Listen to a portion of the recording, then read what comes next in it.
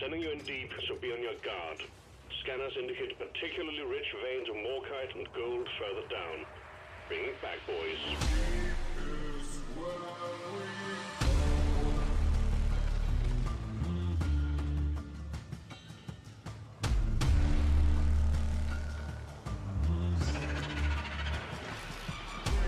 Heave ho for rock and stone. Bend your backs to take your gold. Dark and dirt is what we know. Deep in rock is where we go.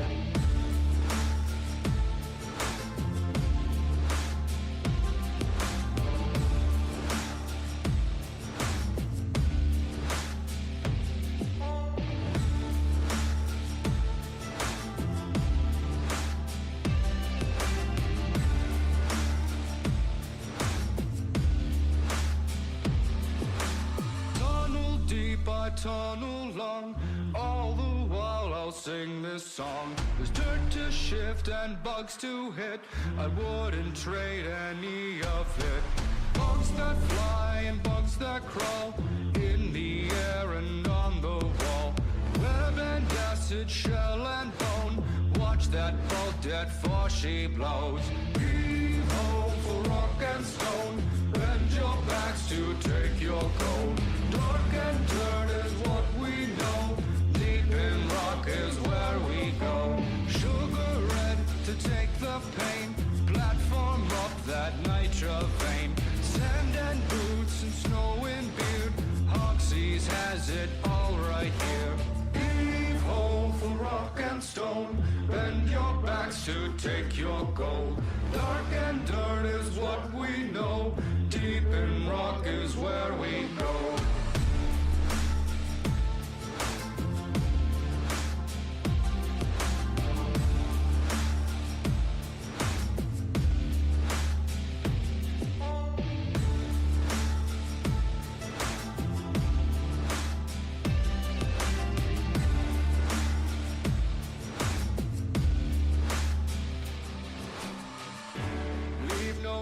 Behind, call that resupply. You don't rock and stone, you ain't coming home. Leave no dwarf behind, call that resupply. Rock and stone, rock and stone, dwarf is coming home.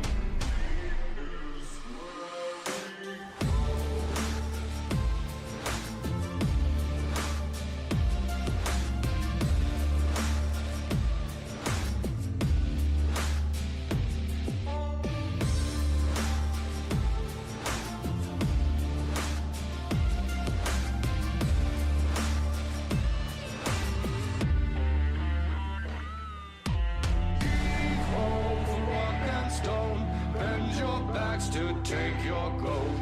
Dark and dirt is what we know. Deep in rock is where we go.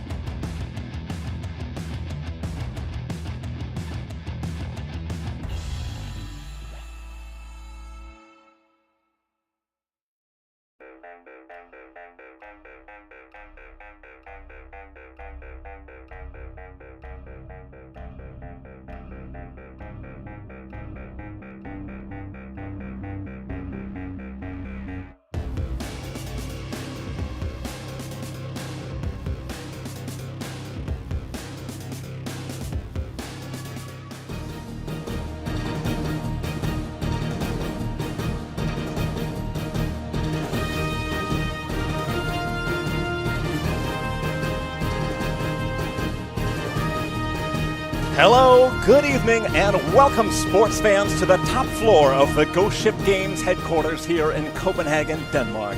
You're tuned in for the Deep Rock Galactic Survivor Ultimate Challenge Invitationals. My name's Aaron Hathaway, your main commentator and play-by-play announcer for the evening. Joining me tonight in the broadcast booth is my colleague, color commentator, and technical analyst, Mark Striegler. What's up, guys? Mark, thanks so much for being here tonight. We have in front of us an absolutely historic evening. Sports fans, this is the absolute pinnacle of sporting competition, the standard of excellence for athleticism. This is where heroes know where champions are made. Tonight's broadcast is, of course, brought to you by the Ghost Ship Sports Network, the IDAA, that's the Interplanetary Dwarven Athletics Association, and our good friends at the Secondi's Food and Beverage Company. Mark, tonight, 8 tenacious competitors go head-to-head in this single elimination tournament, but only one of them will come out on top as the ultimate survivor. This is really a historic evening. I've gotten calls all day from multiple record books, which I can't name, but they're all saying one thing, and that is that this is the largest sports broadcast in human history. Mark, how does it feel to be on the edge of history like this? It's incredible to be like the front runners of such an amazing event, and you know we're making history essentially, and just, yeah, I mean, It's hard to get words out when you're in an area in a moment like this that is so huge. I mean, there is so much excitement, so much adrenaline surrounding this evening. We've gotten, like I said, countless letters of encouragement from famous athletes like Detlef Schrempf from the Indiana Pacers in the 80s. Other athletes as well, but tons of praise who have said, and as well the fans out there, the millions of fans who are tuned in right now are so excited. We've gotten so much words of encouragement, like, why are you doing this, and shouldn't you be making a game, and who asked for this? So there is so much excitement surrounding this event. To explain that more, we've got our sideline reporter here, Alex Skronsky. We'll go down here to the field. Alex, as I can hear down there from the arena, it is a huge evening. The excitement is palpable. You could cut it with a pickaxe. How are the fans feeling? How are you feeling tonight? Aaron, I am feeling great, and so are the fans. The air is filled with excitement and confusion because, as you said, nobody really knows what to expect of this first Deep Rock Galactic Survivor esports. I'm going to be down here on the sidelines talking to all the contestants as they come out from their match, winner or loser. We want to hear what their experience has been from this first Deep Rock Galactic Survivor esports. The excitement is amazing, Aaron. We will hear from others as well throughout the night. But for now, let's go back to you, Aaron. Thank you, Alex. Before we get much further, we're going to take a look at tonight's rules and the structure for tonight's Deep Rock Galactic Survivor Ultimate Challenge Invitationals. Of course, Deep Rock Galactic Survivor has just come out with their Update 4, and that introduces a few key mechanics, some new game features that make something like this the pinnacle of athleticism, the definition of sportsmanship possible. Something like, I'm hearing mission modifiers, mutators, a score counter, things like this are really entering, and tonight we are seeing this game at its absolute maximum difficulty, the hardest that you can get in this game. Mark, maybe you can tell us some more about how this competition works and the rules. Sure thing, Aaron. So tonight's action will be officiated by our referee, Jacob Harold, who's also the community manager on Deep Rock Galactic. And here's essentially how it all works. We're going to have a single elimination tournament. We're going to start with 4 qualifier rounds. In each one, the contestants play head-to-head, beginning at the exact same time, roughly. They compete for the highest score, which is one of the new features of the new update. And the winners of these 4 qualifiers go on to compete in 2 semi-final rounds, and the winners here go on to compete in the final championship round, going head-to-head to win the ultimate victory. And you may ask yourself, Aaron, what's on the line here? What can the contestants win? Mark, it's incredible you asked that. I've actually been asking myself all day. Would you like to tell me? I can show you right here. Wow! So we got this beautiful belt. Holy cow. Mark! It's roughly around 120 kilos. Mark, is this the World Heavyweight Championship title belt for the Deep Rock Galactic Survivor Ultimate Challenge Invitationals? It sure is, Aaron. Goodness I'm glad gracious. you noticed. Mark, I never in my life thought I would be sitting in the same room as the World Heavyweight Championship title belt from the Deep Rock Galactic Survivor Ultimate Challenge Invitationals. And it's actually difficult to set up a studio like this, because when all the lights are on, just the pure gold that's sitting in front of us on the desk is just making all these reflections impossible to manage. The genuine gold is amazing. What else are we looking forward to here with the rules, Mark? So anyway, the winner of the match is the contestant with the most points at the end of the matchup, and it is possible to win with a higher score, even if your run ends before your opponent. So you're telling me you could die, but get a higher score than your opponent, even if they keep going for longer than you. Yes. And you could still win. Yeah. Incredible. So the nuances of this game are really something else. It's all high score based. So, and compared to the regular game, we've set up a special build of the game, a competition version, you could say. Sure. And in each individual match, the two contestants are playing the same game seed, so they got the same map, the same resources, and the upgrades they can choose from, however, they're random, just like in the normal game as always. Sure. The contestants, they may pick the class and the build they want if the seed allows it. Some rounds may limit both players to certain weapons or certain specific conditions, and this is where the mutators come in, the mission modifiers that may make enemies stronger or give certain advantages. Let's take a quick look at the bracket for tonight, actually, so you guys can get a more visual overview of the matches you can look forward to. So in the first match, we have Idle Cup going up against Jabra Gaming. Then we have This Tofu against SNES. In the third match, we've got Wonderbot and Explorian going head-to-head, and the fourth and final match, we have Farham and Rexalicious. And so, Mark, is it understood correctly that these 8 tenacious, incredible, outstanding athletes, these 8 will compete in the quarterfinal qualifiers, but only 4 of the 8 will go on? That's true. Wow. But only one of them will win the World Heavyweight Championship title belt for the Deep Rock Galactic Survivor Ultimate Challenge Invitationals. Is that correct? That is also true, Aaron. My God, you're wow. So smart. No wonder they call it the World Heavyweight Championship title belt for the Deep Rock Galactic Survivor World Challenge Championship Invitational. It's beautiful. Well, but anyway, yeah. Mark, I'm getting news from the control booth that we've got actually a sideline reporter. Alex Skronsky has a special guest here on the line. Let's go down there and see what Alex has to say. Thank you, Aaron. Before we start tonight's match, I'm joined here by Deep Rock Galactic Creative Director and resident expert of Deep Rock Galactic Survivor with over 500 hours locked into the game, Mikkel Martin Pedersen. Mikkel, welcome tonight. Thank you. Thank you. First of all, I'd love to hear, this is the first real-life broadcast Deep Rock Galactic Survivor esports event. What do you expect of it? Well, I expect everyone to have a great evening, and then I am really looking forward to see our 8 contestants really put Deep Rock Galactic Survivor to the limit and tear it apart. I think everybody is, Mikkel. Now, you were originally one of the contestants that was supposed to play tonight, but due to other circumstances, you had to forfeit. Seeing that belt up on that desk, do you regret that? Yes, a little, but we found some really good people to compete here. So, yeah, so it is like it is. Very gracious of you, Mikkel. One final question before we let you go. You have over 500 hours in the game. You are an expert. What will it take to win this event? Well, I think there are going to be 3 things that the contestants really need to master. The first one is that they really need to pick the right class mod. They need to look at the mutators, the biome that they're going to play in, and then pick the right class mod. That's going to be crucial. Then the second thing is that they need to be masters of maneuvering, navigating the biome or the map that they're playing. Kiting the enemies is going to be key for their survival. And last but not least, if they can manage to survive the first stage, I think that there's a good chance that they can get ahead of the power curve and then maybe manage to survive a couple of more stages. There you have it. Class mod selection, cave presence, and true grit is what it's going to take, according to the expert Mikkel Martin Pedersen. Mikkel, thank you so much for joining us this evening.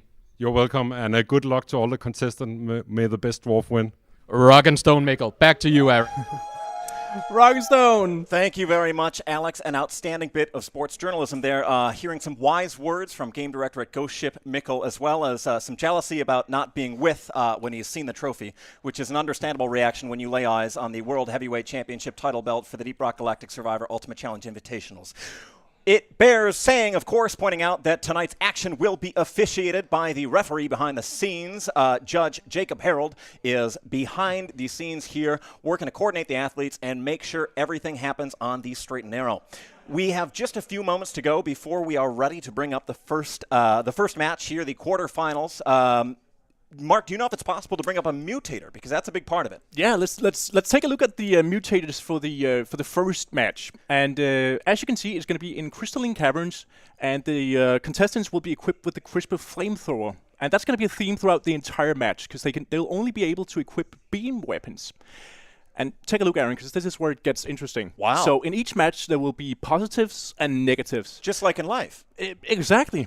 Wow. Like all aspects of life. So what do we have here? So first of all, we have a positive, which is meta pods, and this means that the supply pod will open faster, but the drop pod will also wait longer, which can be, an incredible benefit in a game like this.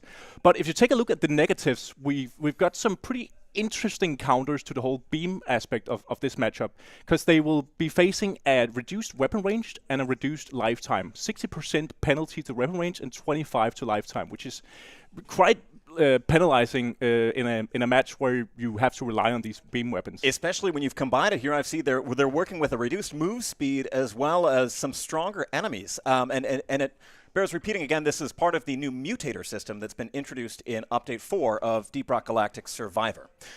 So we are here up a waiting signal from the control booth that our competitors are ready to enter the scene. So just in a few short moments, we're going to be heading into the action here. Up in this first match here, the Qualifier 1 is going to be Idle Cub versus Java Rock Gaming. Control booth, if you can take us over, we see the action has just begun. Both athletes are down on the playing field. Let's take a look, and Java Rock seems like they've gone for an engineer on this one, and up on the top, Idle Cub over there is working with a driller.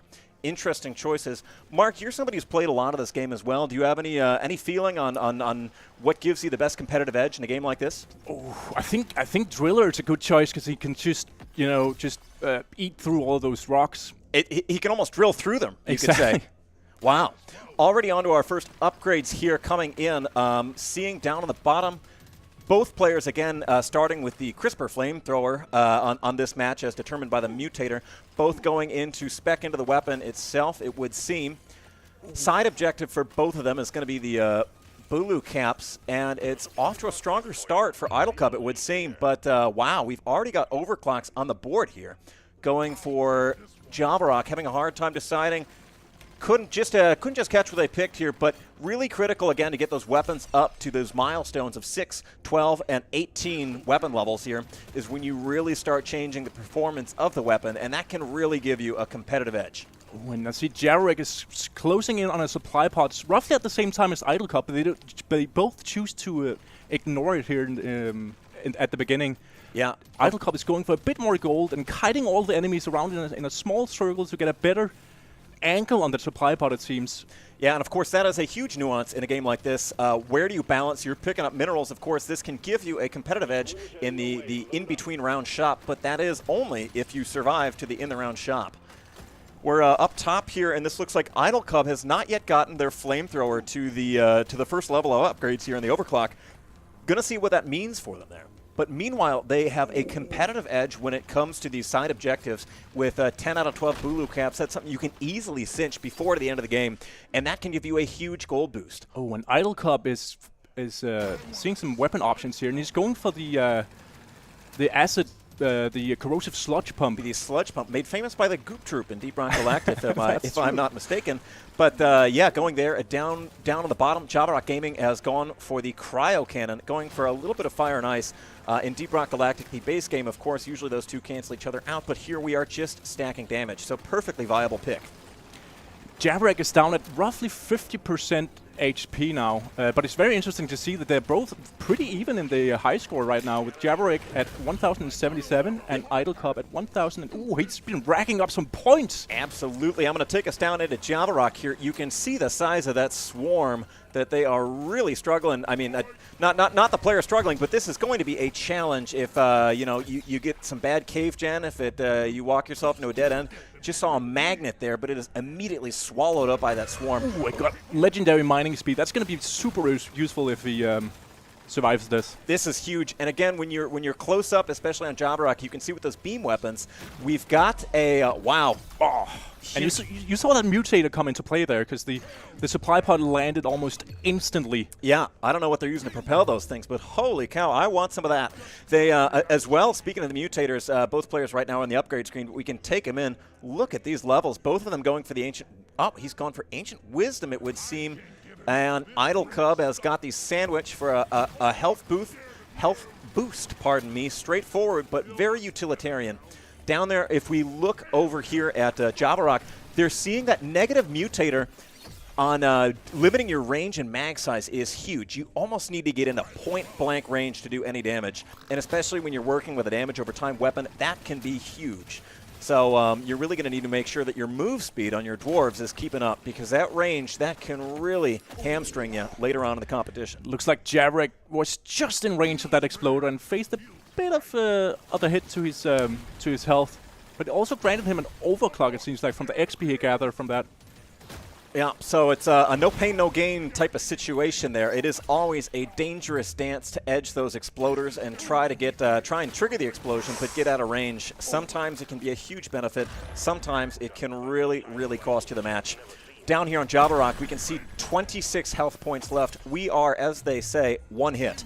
Now would be the time to push if you were a bug, but holy cow, we're going to need to see it. We're taking hits here. Oh! Good heavens, that's a big explosion, and Javarock's down. Mission failed for Javarock, and that is an end on the points income for them. We're going to have to take a look at the mission close scene. We'll hope they keep on it here. Only 5,000 points for Javarock. Looking up on Idle Cub, we can see 10,000 already. Even though Idle Cub is going here, we can see that they have secured the win. That is the first player here in the Deep Rock Galactic Survivor Ultimate Challenge Invitationals who has secured their way into the next match. And let's let Idle Cub bask in the glory as he escapes for the drop pod with 50 seconds left on the timer, and nice. Wow. Beautiful. Nicely done to both players. Unfortunate end for Javarock Gaming to be knocked out so quickly in it, but of course they don't call it the Ultimate Survivor for nothing. It's not just anybody that gets the World Heavyweight Championship title belt here at the Deep Rock Galactic Survivor Ultimate Challenge Invitationals. It is only the best of the best. This is really a tough one, a tough break. So we're waiting for Alex on field here, waiting for a signal from him. But in the meantime, Mark, I mean, what does this outcome say for the rest of the tournament to have Idle Cub already going on into the semifinals? You know, Idle Cub is a really skilled player, and he proved it here on match day, which was incredible to see. And you know, it's interesting. It's small mistakes in these games, right? It really is. And one exploder can mean the difference between winning and losing. But you know what? Let's hear from the contestants themselves. Absolutely. We'll take it down on the field. Over to you, Alex. Thank you, Aaron. Javarock, that swarm. It looked like you just couldn't get away from it. You got that cryo that may have given you that bit of edge to slow it down, but that shortened flamethrower didn't give you enough range or damage output to really put the distance to it. Like Mikkel said, the most difficult hill to climb is the first stage. Unfortunately, you weren't able to climb it. How do you feel? I feel like I did about as good as I could have. The lower weapon range and lower movement speed was really, really struggling, and I kind of had to deal with what I could. I kind of made a poor decision with trying to kite that last swarm, but I feel like I still did a good job. I'm happy to be here, and to be perfectly honest, just the fact that I was able to get that cryo cannon and that legendary mining speed upgrade really helped out a lot, but I just kind of fell a little short. Absolutely, Javarock. These are the most difficult challenges the games have to offer. And staying alive for just a couple of minutes is a feat in itself.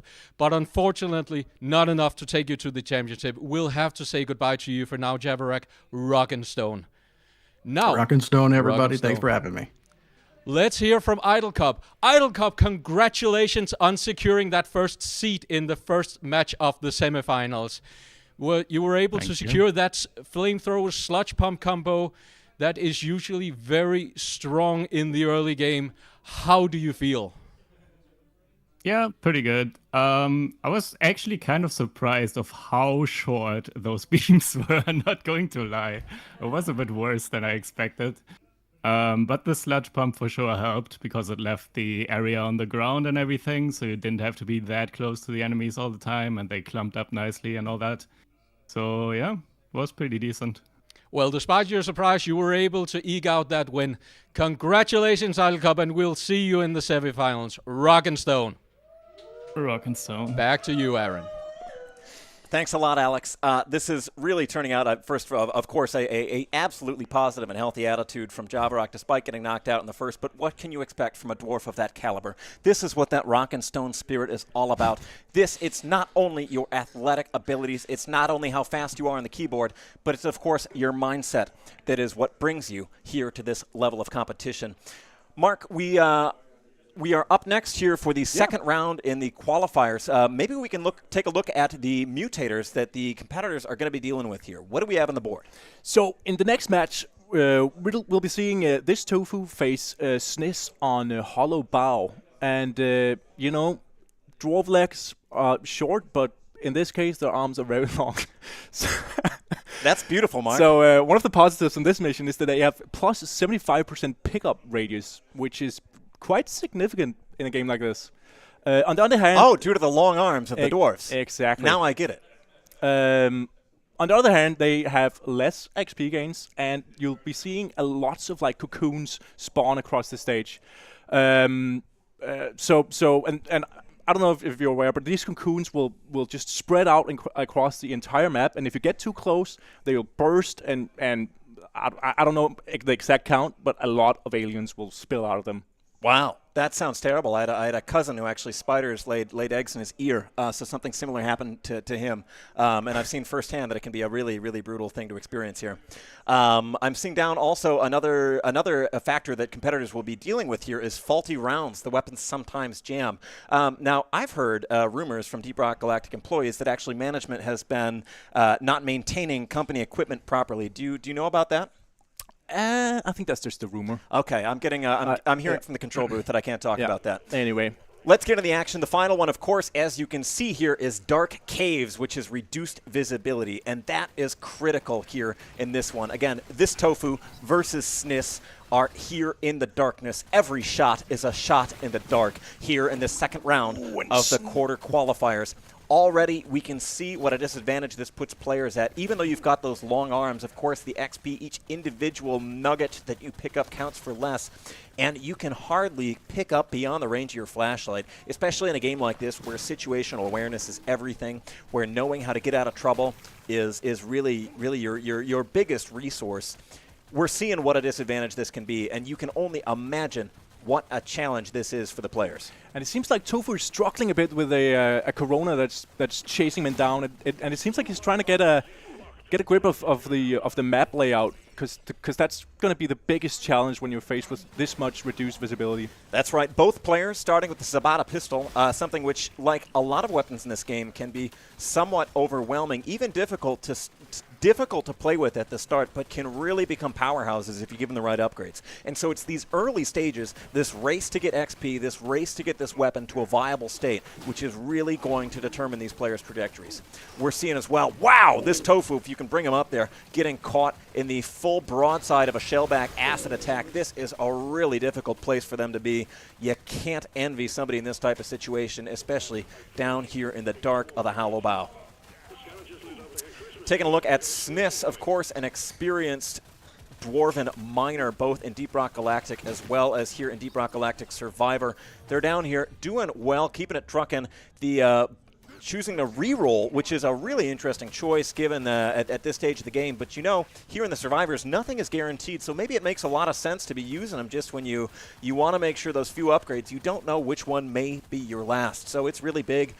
Interesting to see, too, in this dark level, you can just see this queue, this big line of enemy health bars showing, of course, elites closing in on our players. And it seems like a lot of cocoons have hatched over on this Tofu, because he's truly getting swarmed, and he's struggling a bit with Corona Youngling, but he's trying to use it to his advantage to get it out of range. Smart play there, just narrowly avoids that Aston attack.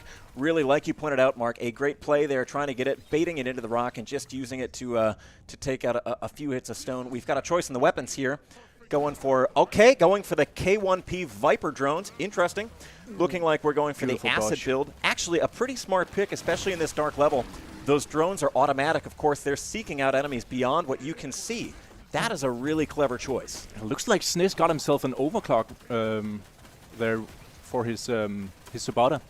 Yeah, overclock for the Sabata is really going to be critical. This is let's bring it down here. Level 7 already on the pistol is it's not a gun you can poo-poo at anymore. That becomes a formidable weapon, and we're seeing it here. 2 elites to deal with here in the darkness, floundering, running for their life here in the hollow bow, but really making the best of it. We've got what seems to be a jammed grenade. I don't know how a jammed grenade works, but then again, I'm not a weapons technician.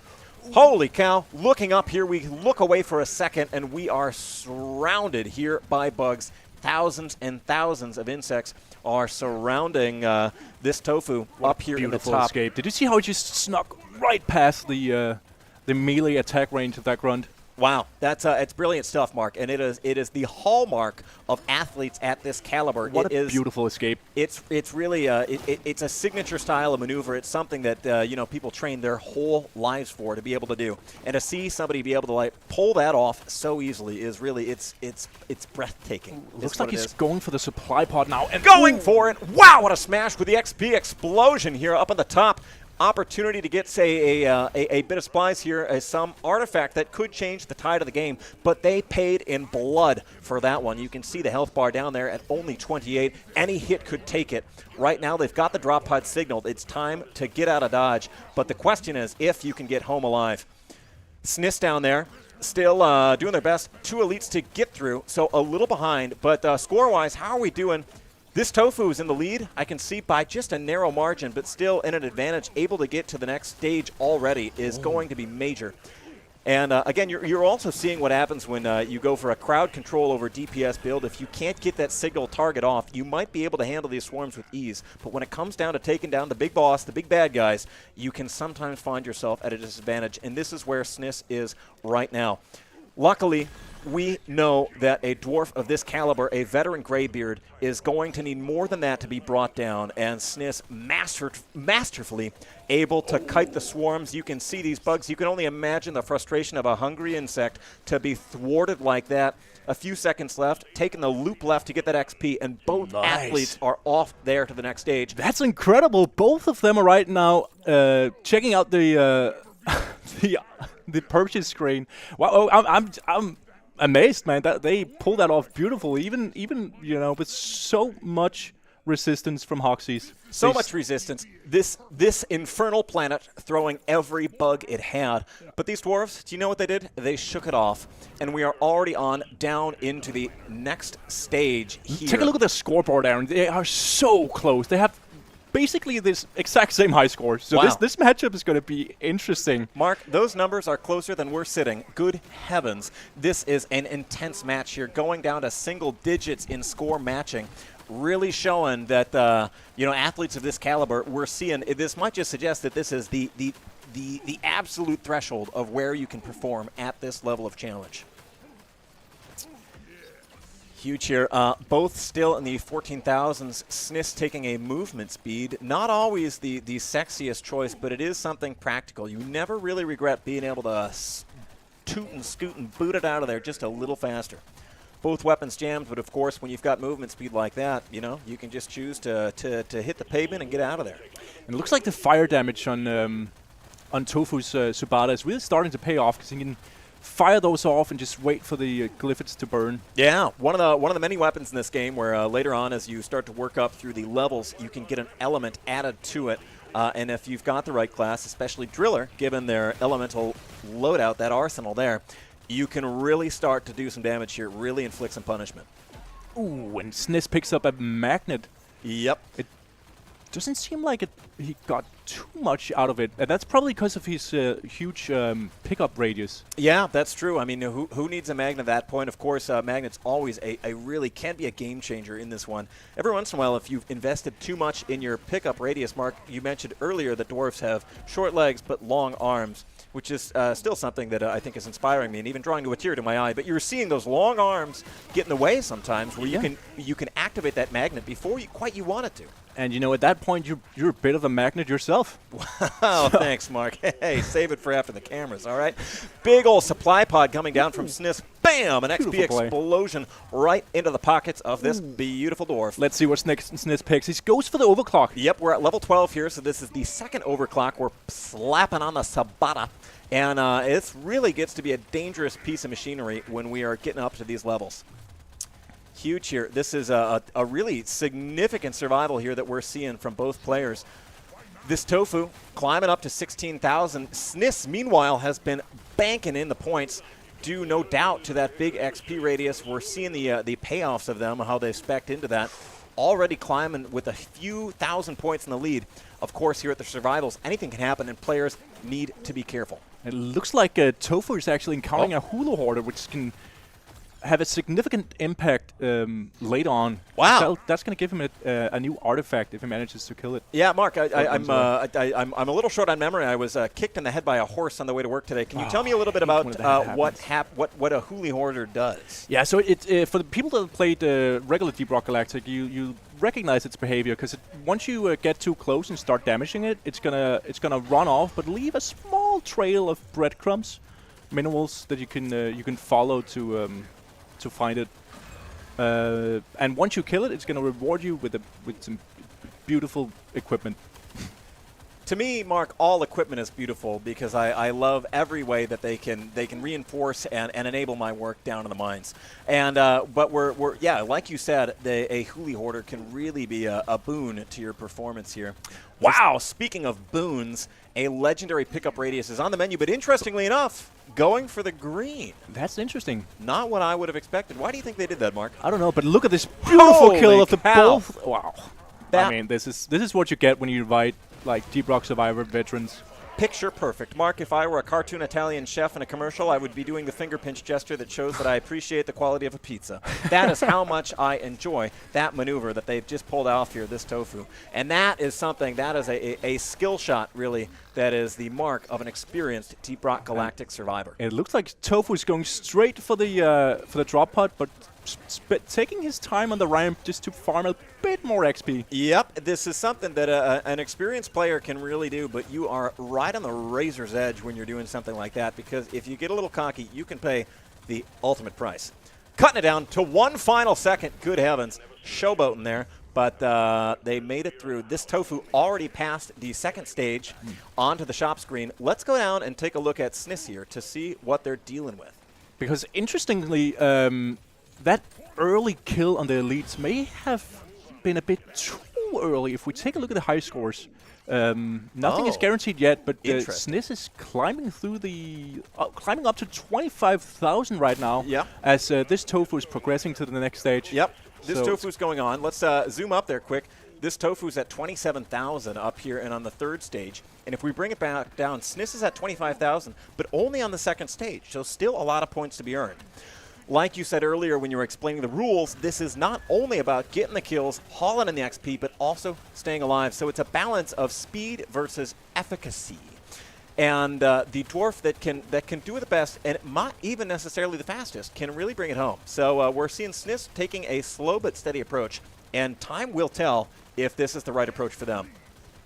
Up here with this Tofu, moving along, we've got a jammed Viper drone that is only one upgrade away from an overclock. Sabata as well on the cusp of an overclock as well. So we could have two weapons taking a really significant jump in performance in just a few seconds here.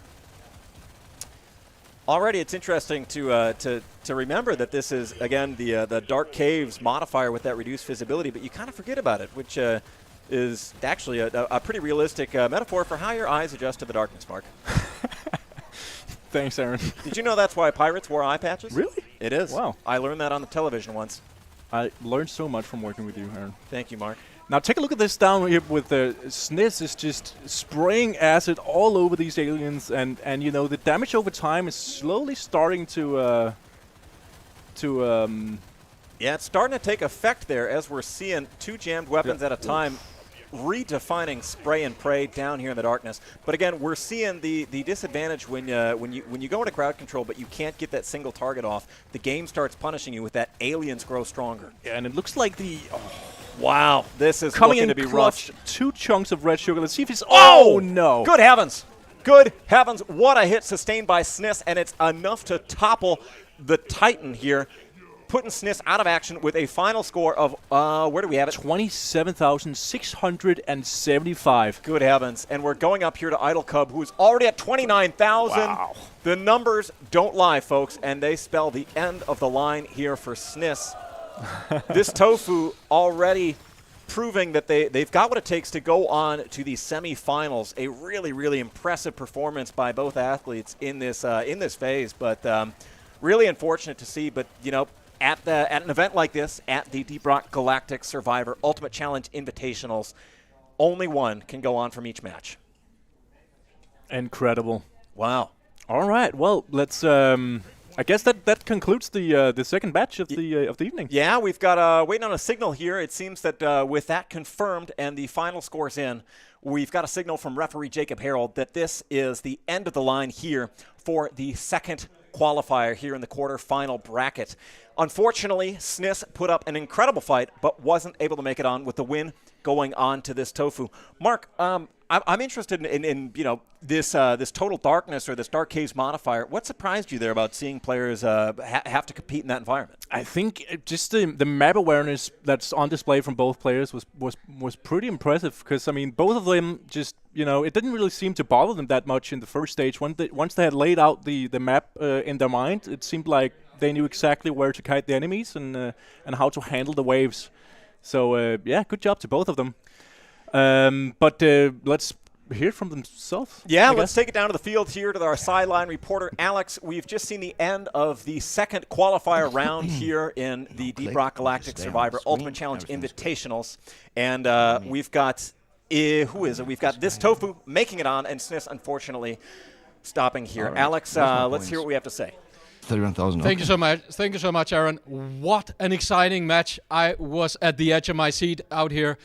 SNIS, what a shame. As you finally lost that last AP, I heard an awe from the audience, all the fans out here in Ghost Ship Games. You came out so confident out of the gate, such great plays, and you made it so far. But this Tofu really showed grit and endurance and made it even further. How do you feel? I'm honestly surprised that I even made it this far. I don't really know what I chose in life. You know, to make it this far in such an established esports game, you know, I mean, I was thinking about getting into Deadlock or something, or maybe like Overwatch 2, but like this is definitely where the money is. So I'm glad to be here, you know. Gracious in defeat. That is the SNIS we know. SNIS, we will have to say thank you for now for you, but a hearty rock and stone to you, and thank you so much for joining. Rock and stone, SNIS. Thank you so much. Now on to this Tofu, the winner of this match. This Tofu, it looked like you were right on the heels on stage 1. So close to dying, but great plays for calling down that supply pod, which made you onto stage 2, and you seemed to get onto the power curve again, and had another fighting chance, making it all the way, lasting long enough to even take out SNIS. How do you feel? I feel amazing. My heart is beating faster than ever before. I think I should call an ambulance, but I will stay here and see how far I can go. That sounds like the adrenaline rush of victory. A rock and stone to you. this tofu. And Okay, a congratulations for making it into the semifinals, where you will be competing against Idol Cup. Thank you so much. Back to you, Aaron. Thank you, Alex.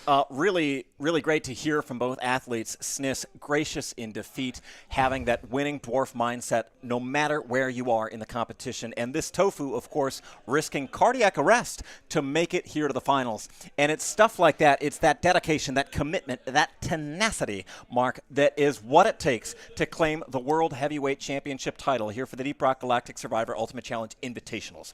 Now we are on to Qualifier 3 here in the quarterfinals. This is going to be Wanderbot versus Explorian. Mark, I'm wondering, do we have the bracket ready? Before we go there, Yes, can we take a look at the... All right, we'll see what the modifications... Salt pits, baby. I hope you brought something to drink, because we are getting salty. Just a little fun. Mark, over to you. Yeah, so on match 3, we get an additional secondary objective, which is going to give them a huge bonus to gold and XP when they complete it, but they're also going to be facing less gold, nitro, and red sugar throughout the entire match. The rocks are going to be harder to mine, and the Corona younglings are going to be pretty difficult to kill. But yeah, let's take a quick glance at the bracket before we move on. So as you saw in match 1, Idol Cup versus Javarek, Idol Cup won that one and is progressing to the next stage. Now facing this tofu. Yeah, so coming on here, we've got in the third bracket, Wanderbot versus Explorian, going down into the salt pits to slug it out. Later on, we'll see Faram and Rexalicious, but we are awaiting signal here from the referees up in the control booth to see if we're ready to go on. Until we've got that signal, Mark, we've seen a lot of really, really strong competition so far this evening. What are you seeing in patterns among the winners? You know, the ones who are making it on. What kind of decisions are we seeing happen? What kind of an attitude is bringing them onward here in the Invitationals? I think we can clearly see that they've all been very experienced Deep Rock Survivor players, and you can tell from the way that they dodge attacks, from the way that they make the crucial decision between mining rocks or going straight for a huge wave of enemies. But yeah, let's throw it over to Wanderbot and Explorian's game here. Let's go from theory to praxis as we're down here in the salt pits. You mentioned we've got that side job, and if we zoom in on one of the screens here, you can see this is, I believe, Wanderbot. You can see they've got both Bulu Caps and Apaka Blooms here on the on the taskbar, which can be really big for a player. Can allow you to get twice the gold reward, which if you can make it to the mid-game shop or the mid-stage, pardon me, can really give you a huge financial advantage. Down here as well, on the downside, we've got less gold and nitra and red sugar as well, sort of offsetting. If you've got those, if you've got both side objectives ready to go, then you can really get a big gold bonus. But that's important because you can't get that purchasing power from minerals like you usually can. And it looks like Exploring was so close to knocking down those rocks that can actually make a big difference in the playing field, because that will knock down a ton of crystals that will kill the enemies in around you. Yeah, those that's going to be one of the environmental features here in these salt pits that players can use to their advantage. We've seen Hollow Bow's got its own peculiarities here in the salt pits. We've got these big old salt crystals and mercilessly killing loot bugs. Yeah, well, Mark, this is the Invitationals. At this level of competition, players need every edge. Holy cow, just going to take the camera down here. We saw Explorian dropping down those crystals, those beautiful, perfectly shaped quartz crystals. Perhaps one can speculate on their mineral makeup. But anyway, their lethality cannot be debated. Dropping down, smashing half the wave, and bringing in a huge motherload of XP there. Going up here on Wanderbot, chugging along, score is just behind, but not at any concerning margin here. Health looking robust is the word for that health situation. Trying to clear out. Pretty tough luck here with the supply drop placement, almost entirely saturated with minerals needing to clear out, which especially with the salt pits, which can have those veins of those rock hard veins, can really be a tough one to clear out when you're trying to get the landing zone clear for a supply pod. Now, let's see here. What are we seeing here? We've got, speaking of supply pods, Explorian with the opportunity to pick an artifact here. 3 to go from, an option to re-roll, and they, God, they're so quick with the mouse, I didn't even get a chance to see it. Mark, did you catch what they went for? Nah, I think it was really reload speed. I didn't really catch it. But now they're going for some, what, max HP or critical damage? Yeah. We'll see what they've got. And again, players can re-roll. We saw Snis do that earlier in the competition. Took a quick re-roll, which it comes at a high cost, but at this level where you don't know which upgrade may be your last, sometimes can be with it. Take a look over at Wonderbot, and he's going for a new weapon. Actually, that's a huge artifact which can make a big difference in the game. Yeah, we saw that. And I don't know, Mark, correct me if I'm wrong. Is that a new one with Update 4? Yeah, it looks like he got is it a Cave Viper drone? Yeah. For some extra acid damage. Yeah, which you is can see those corrosive puddles there. That's beautiful RNG roll for him with extra drones even. Oh, wow. Yeah, okay. That's looks huge. like Wonderbot is doing beautifully up top. Yeah, that can really give you an advantage. And it shows on the scoreboard, but interestingly, Explorers also is in the lead here with 6,377 on the high score. But Wonderbot is climbing close to 6,300. Yeah, this one is going to be tough too. Let's see.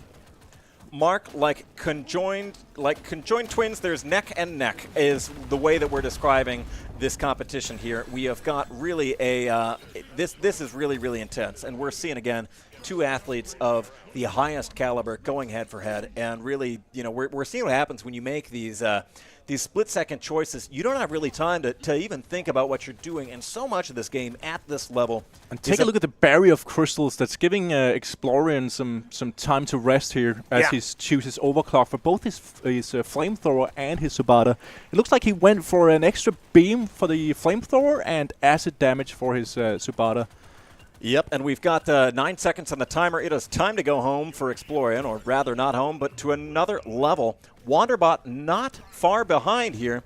Just got it. The counter is there. 30 seconds to get to the drop pod. That is also 30 seconds to try and get some last smidges of XP. Because again, here at this level of competition, every bit of competitive advantage you have can make the difference. Tanking a few hits here on the way into the drop pod, but we're bringing it home with just under half health, which at this level, you can be more than happy with. Nice.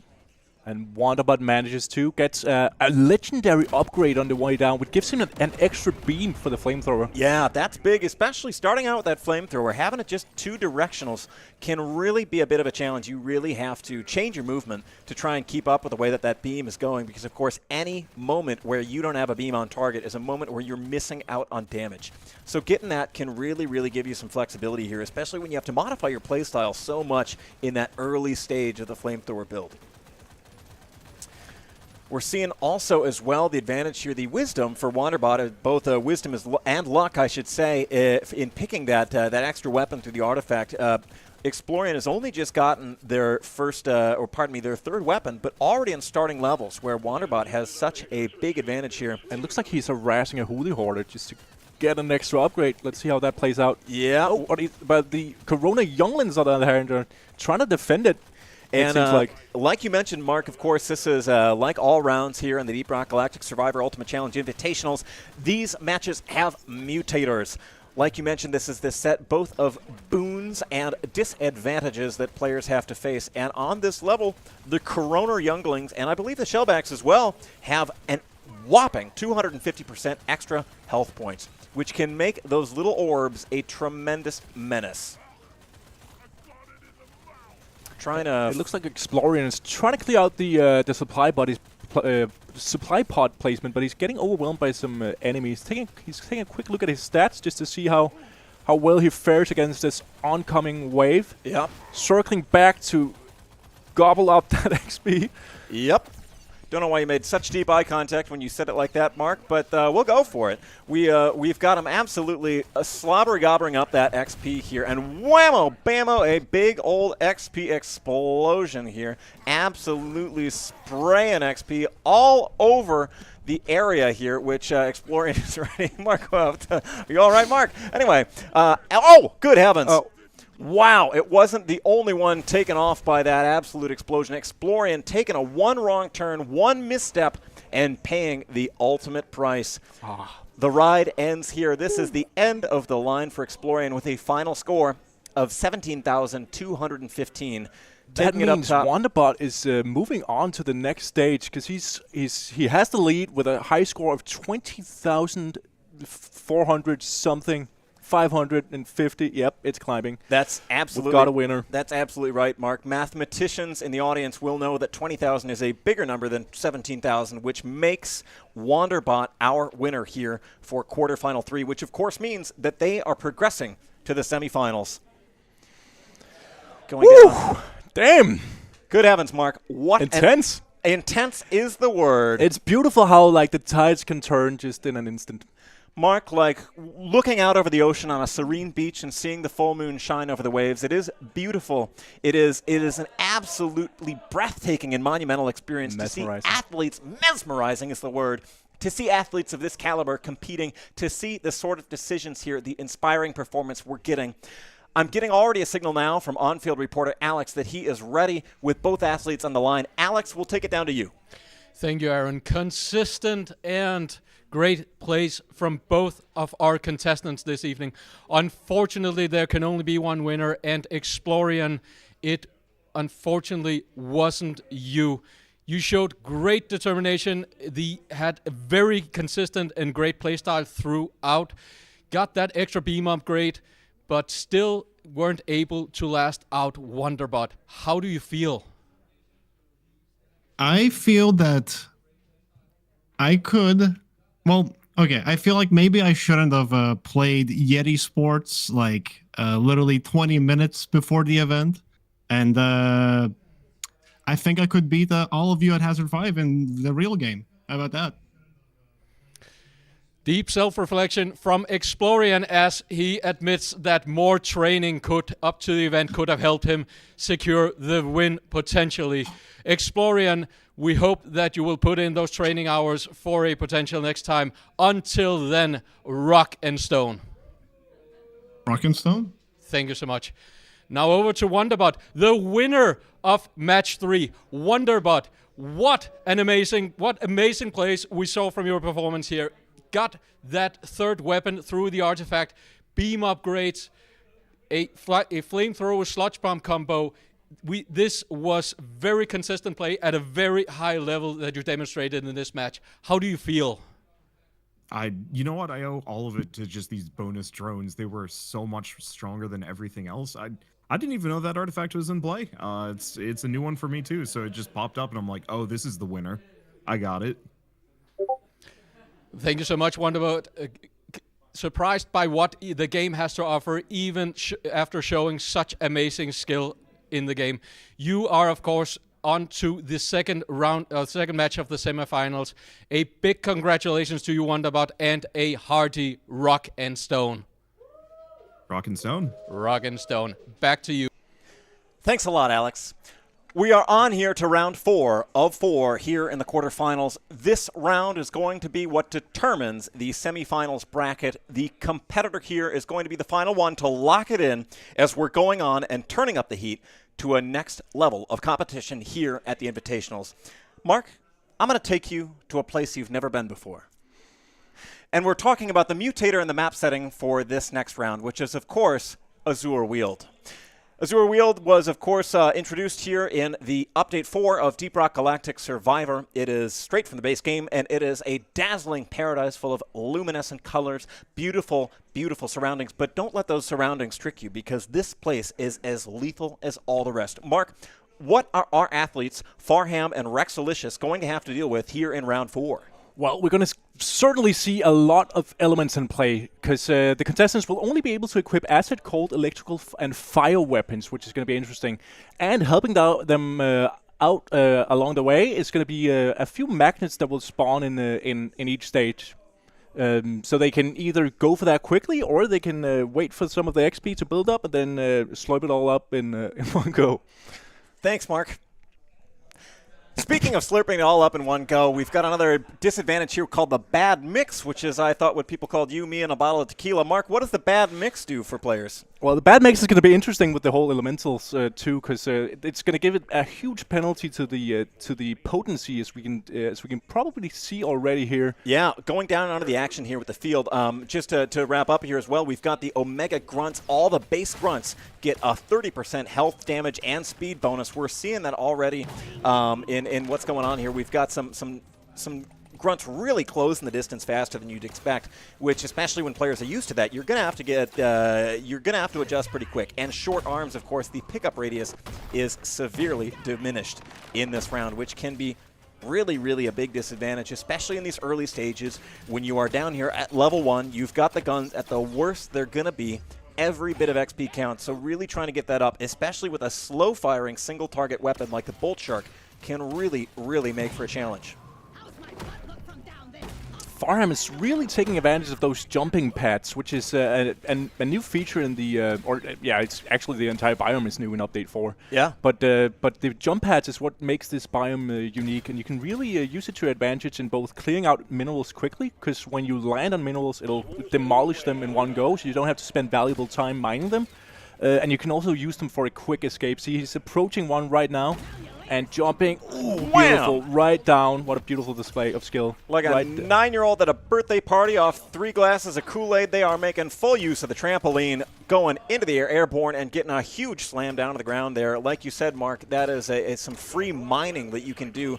Mining with your feet, which is a creative way to think about a traditionally task performed with the hands. Let's see here. We've got word here from the referee. We may have a need for a reset due to a technical issue, but we'll see what we've got going on here. Meanwhile, we'll play the cards as they are. We've got evidently no real need here as we're going on here. Farham is grabbing an acid drone here along the way. Yeah, you mentioned, Mark, with this mutate set that we've got, there are only elemental weapons. That's acid, cold, electrical, and fire are available to the players here. So that's going to be, it's going to really change the game, because a lot of these weapons as well do that damage over time effect. So you can't really count on getting those quick kills, but it's about inflicting that damage and staying away while that DOT ticks away and does its job. Looks like Farham is just staying out of the way from those mini exploders, which can be really frustrating. Yeah.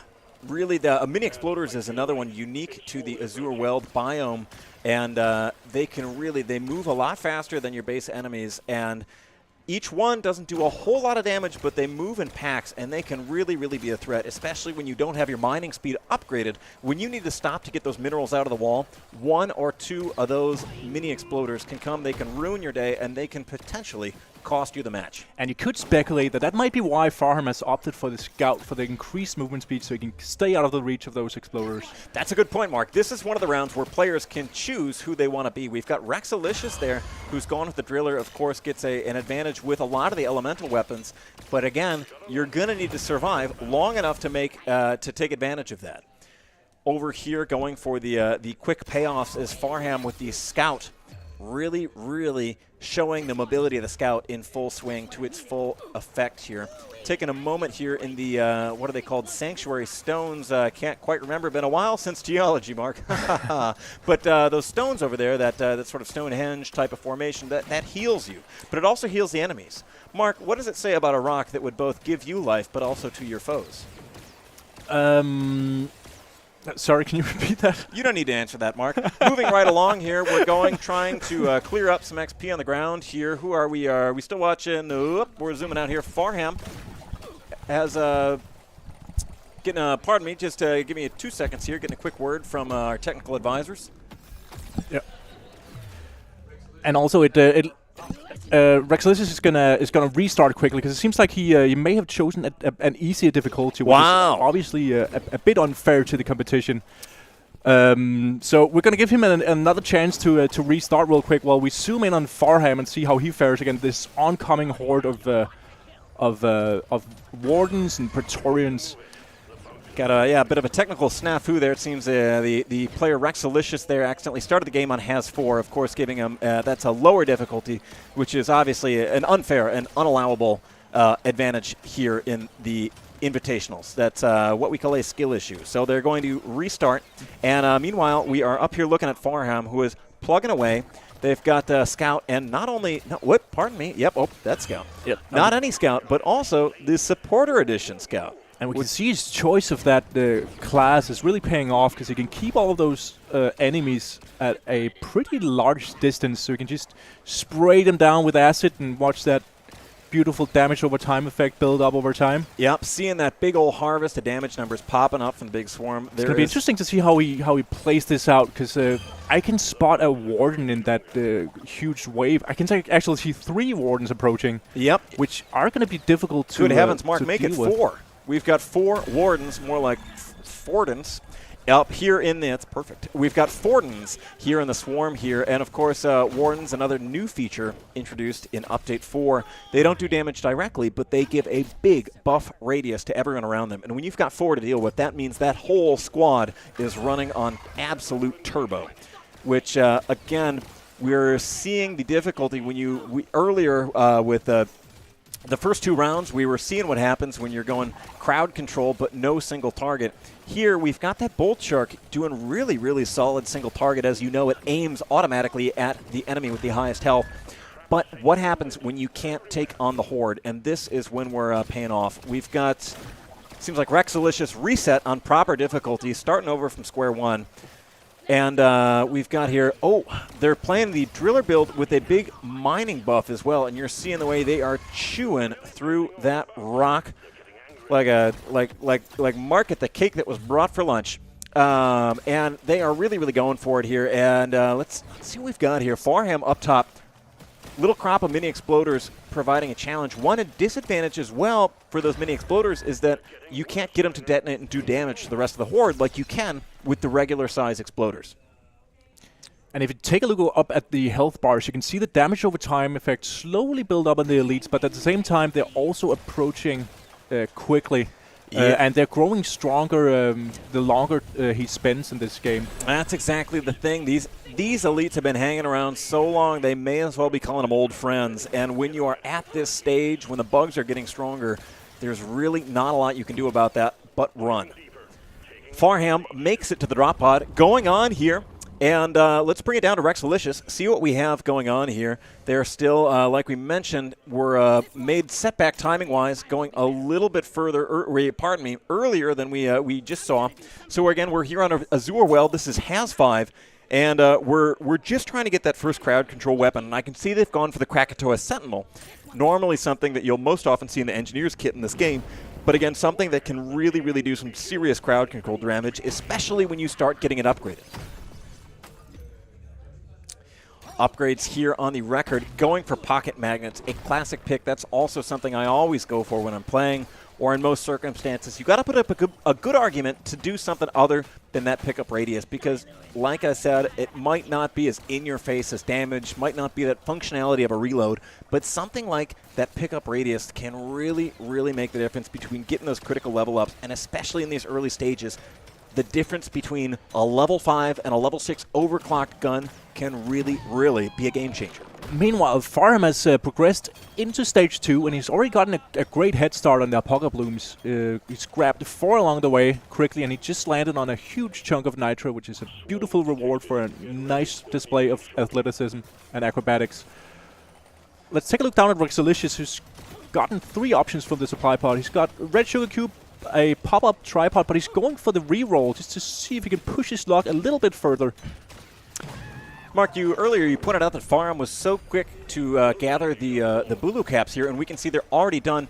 Do you suppose maybe they went foraging in the woods for real-life mushrooms to practice? I could imagine that that's been part of the training ritual, which I respect. I know Farham has been training all weekend. He's been super active on his live stream. I can't remember if foraging for mushrooms was part of his training, but I mean, you know, it wouldn't surprise me. Would you like to go foraging for mushrooms with me this weekend, Mark? I actually we can see here. Okay, that's all right, Mark. That's fine. Farham here, we can see has already done that objective, and we're moving along here. Well, all right, Rexalicious down to the bottom screen. Let's see what we've got in the shop. 4 purples, which would be a lucky pack of fruit snacks. But here, bringing his Nishanka Bull Shark up to level 12 with that paint job, and perhaps going for some firebolts or a robot tip, which gives an extra knockback. What would you go for here, Aaron? You know, me personally, Mark, I would go for the tip. Because I think that knockback can really be something that can make the difference. It can really give you an advantage, especially when you've got a big, bad fella crawling up on you, trying to do some damage. There's being able to do a little bit of knockback and make that distance to give yourself that breathing room can really be critical. Did you see that? I saw it, Mark. And he went for it twice.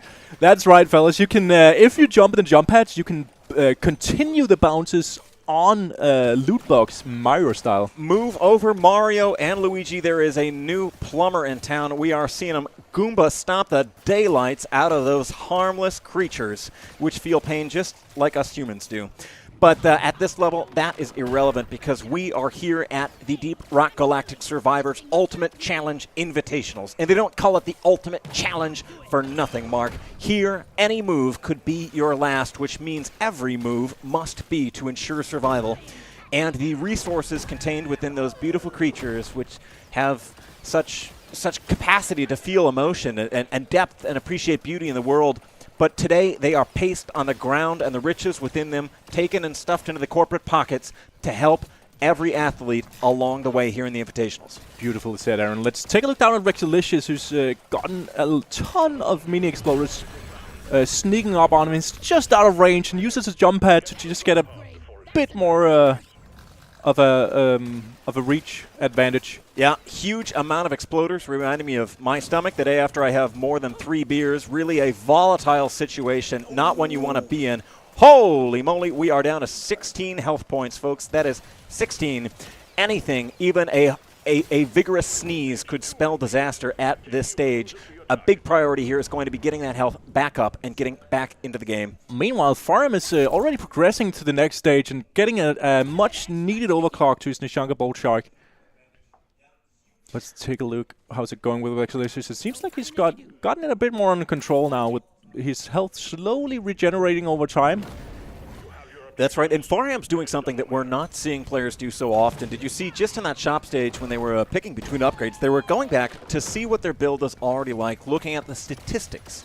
And it is exactly that numbers game. It is having the head for details, that knack for calculations to be able to know where you need to spread out, where you need to prioritize your upgrades that can really, really give you an advantage. Rexalicious is doing a little dance around the crystals because that's going to be his only healing option in Azure World. And that's one of the unique characteristics of Azure World is that there is no red sugar that can save you when you're in a pickle. You'll have to rely on the healing rocks. That's right, there's no red sugar, there is only those sanctuary stones, those beautiful ethereal stone hinges, whatever you want to call them. I will call them one thing, and that is a lifeline in a situation like this. You are going to want to visit them as often as you can. We're seeing that as well with those crystals and between those bulbous membranes that are bouncing you all around the map. These are these objects, these landscapes that you're really going to need to play around. And in Azure World, more than any other biome, you really, really need to be aware of your surroundings to have that situational awareness and shape your game around the landscape and those features. Because if you don't know how to use those trampolines, if you don't know how to use those sanctuary stones, those healing areas to your advantage, you can really, really be in trouble. Up here seeing if we can, just teasing the edge of that supply pod to see if we can trigger it down, but no luck. Going to have to make a tactical retreat there. Better luck next time. See if you can, usually in this situation, you're going to want to kite the horde around and see if you can get back to that area. The size of that horde is just sneaking in on Rexalicious. It seems like he's struggling a bit with the damage. And you know, the difficult part when the elites have spawned is that the aliens will grow stronger over time. Yeah. And they will overwhelm you in the end, Aaron. Me personally, Mark, I'm very scared now. But look at this. Ooh, good heavens. Both elites with a supply drop. Going immediately, not a bit of hesitation for Artifact, which of course gives you an immediate 3 levels. That is 3 upgrades right in the bank, which can be huge. And we're seeing it pay off. RNG coming through in a big way. That's the reason I keep buying lottery tickets, is a moment like that. You get that legendary upgrade, especially for the Krakatoa turrets. Those can do a huge amount of crowd work for you and really thin the hordes. Rexalicious has got their ticket home stamped even though they had to do had a technical issue and had to restart, you can see already they're still doing well on score, only behind 5,000, which is considerable. Down there in the shop screen, picking the legendary right away. Opportunity here to go for getting the Krakatoa up, only 3 away from the upgrade. We see the Bolt Shark has been their focus so far. Reroll, and as well, Mark, you can see these pin icons. What do those do for a player? Yes, you can actually choose in between stages to pin specific upgrades, and that will make them carry over to the next time you're into the purchase, the shop area. Wow. Holy cow, between a rock and a hard place here. We'll see if they can get out of it. We are looking at a critical moment. Mining speed is going to be everything here. The Alpha and Omega, 25 seconds here. We've got a supply pod down on the ground. We've got XP. What a play off that bulbous membrane, getting in there in the nick of time. What a huge, huge play. This is that champion's mindset. This is that competitive attitude that is going to bring you onto the finals here. What a beautiful play we're seeing. Just when you thought they were in trouble, just when you've got your back against the wall, we are in a secure place and on to the next stage. That is an absolutely beautiful bit of performance right there. Farham onto the shop here. And let's see here. Mark, why don't you bring us down to Rexalicious? We'll see what we've got going on here. It looks like Rexalicious is going for that Mordecai just to... Oh! What? Or not. Good heavens. Interrupted right away. Like we were mentioning earlier, it's those exploders. Even one or two can cost you the match, and we saw the cost of being distracted by the minerals, trying to go for it when you didn't have the distance or the breathing space.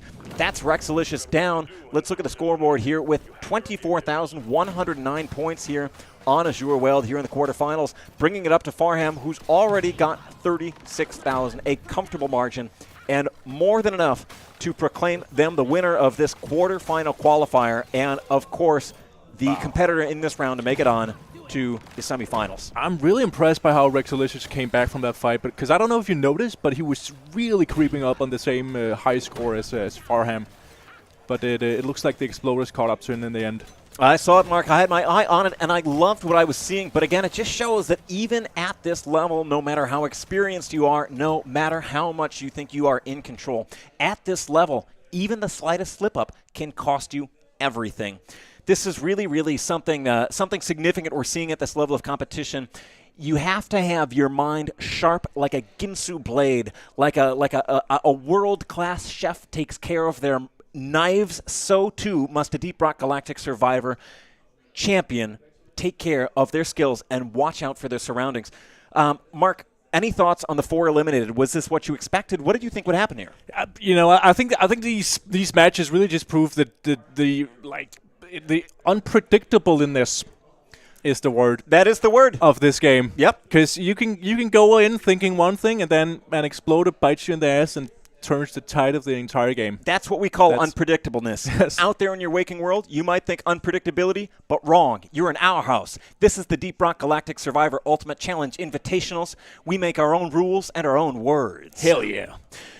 Waiting for a signal down here from Alex on the field, but we got the green light here, so let's take it down to the field. Alex, what do the players have to say here at the end of the quarterfinals? Well, Aaron, what a matchup, and like you say, we can't wait to hear what they have to say. Rexalicious, let's start with you. Testing the judges' patience there by starting us on Has 4, getting the green light to restart again. Consistent play throughout, but a couple of slip-ups made you lose this match. How do you feel? Yeah, I feel pretty good. I lasted about as long as I expected myself to, if not a bit longer. My goof was I accidentally picked Has 4, and I deafened myself in the Discord, so I didn't realize that y'all were telling me that I had accidentally chose it in time.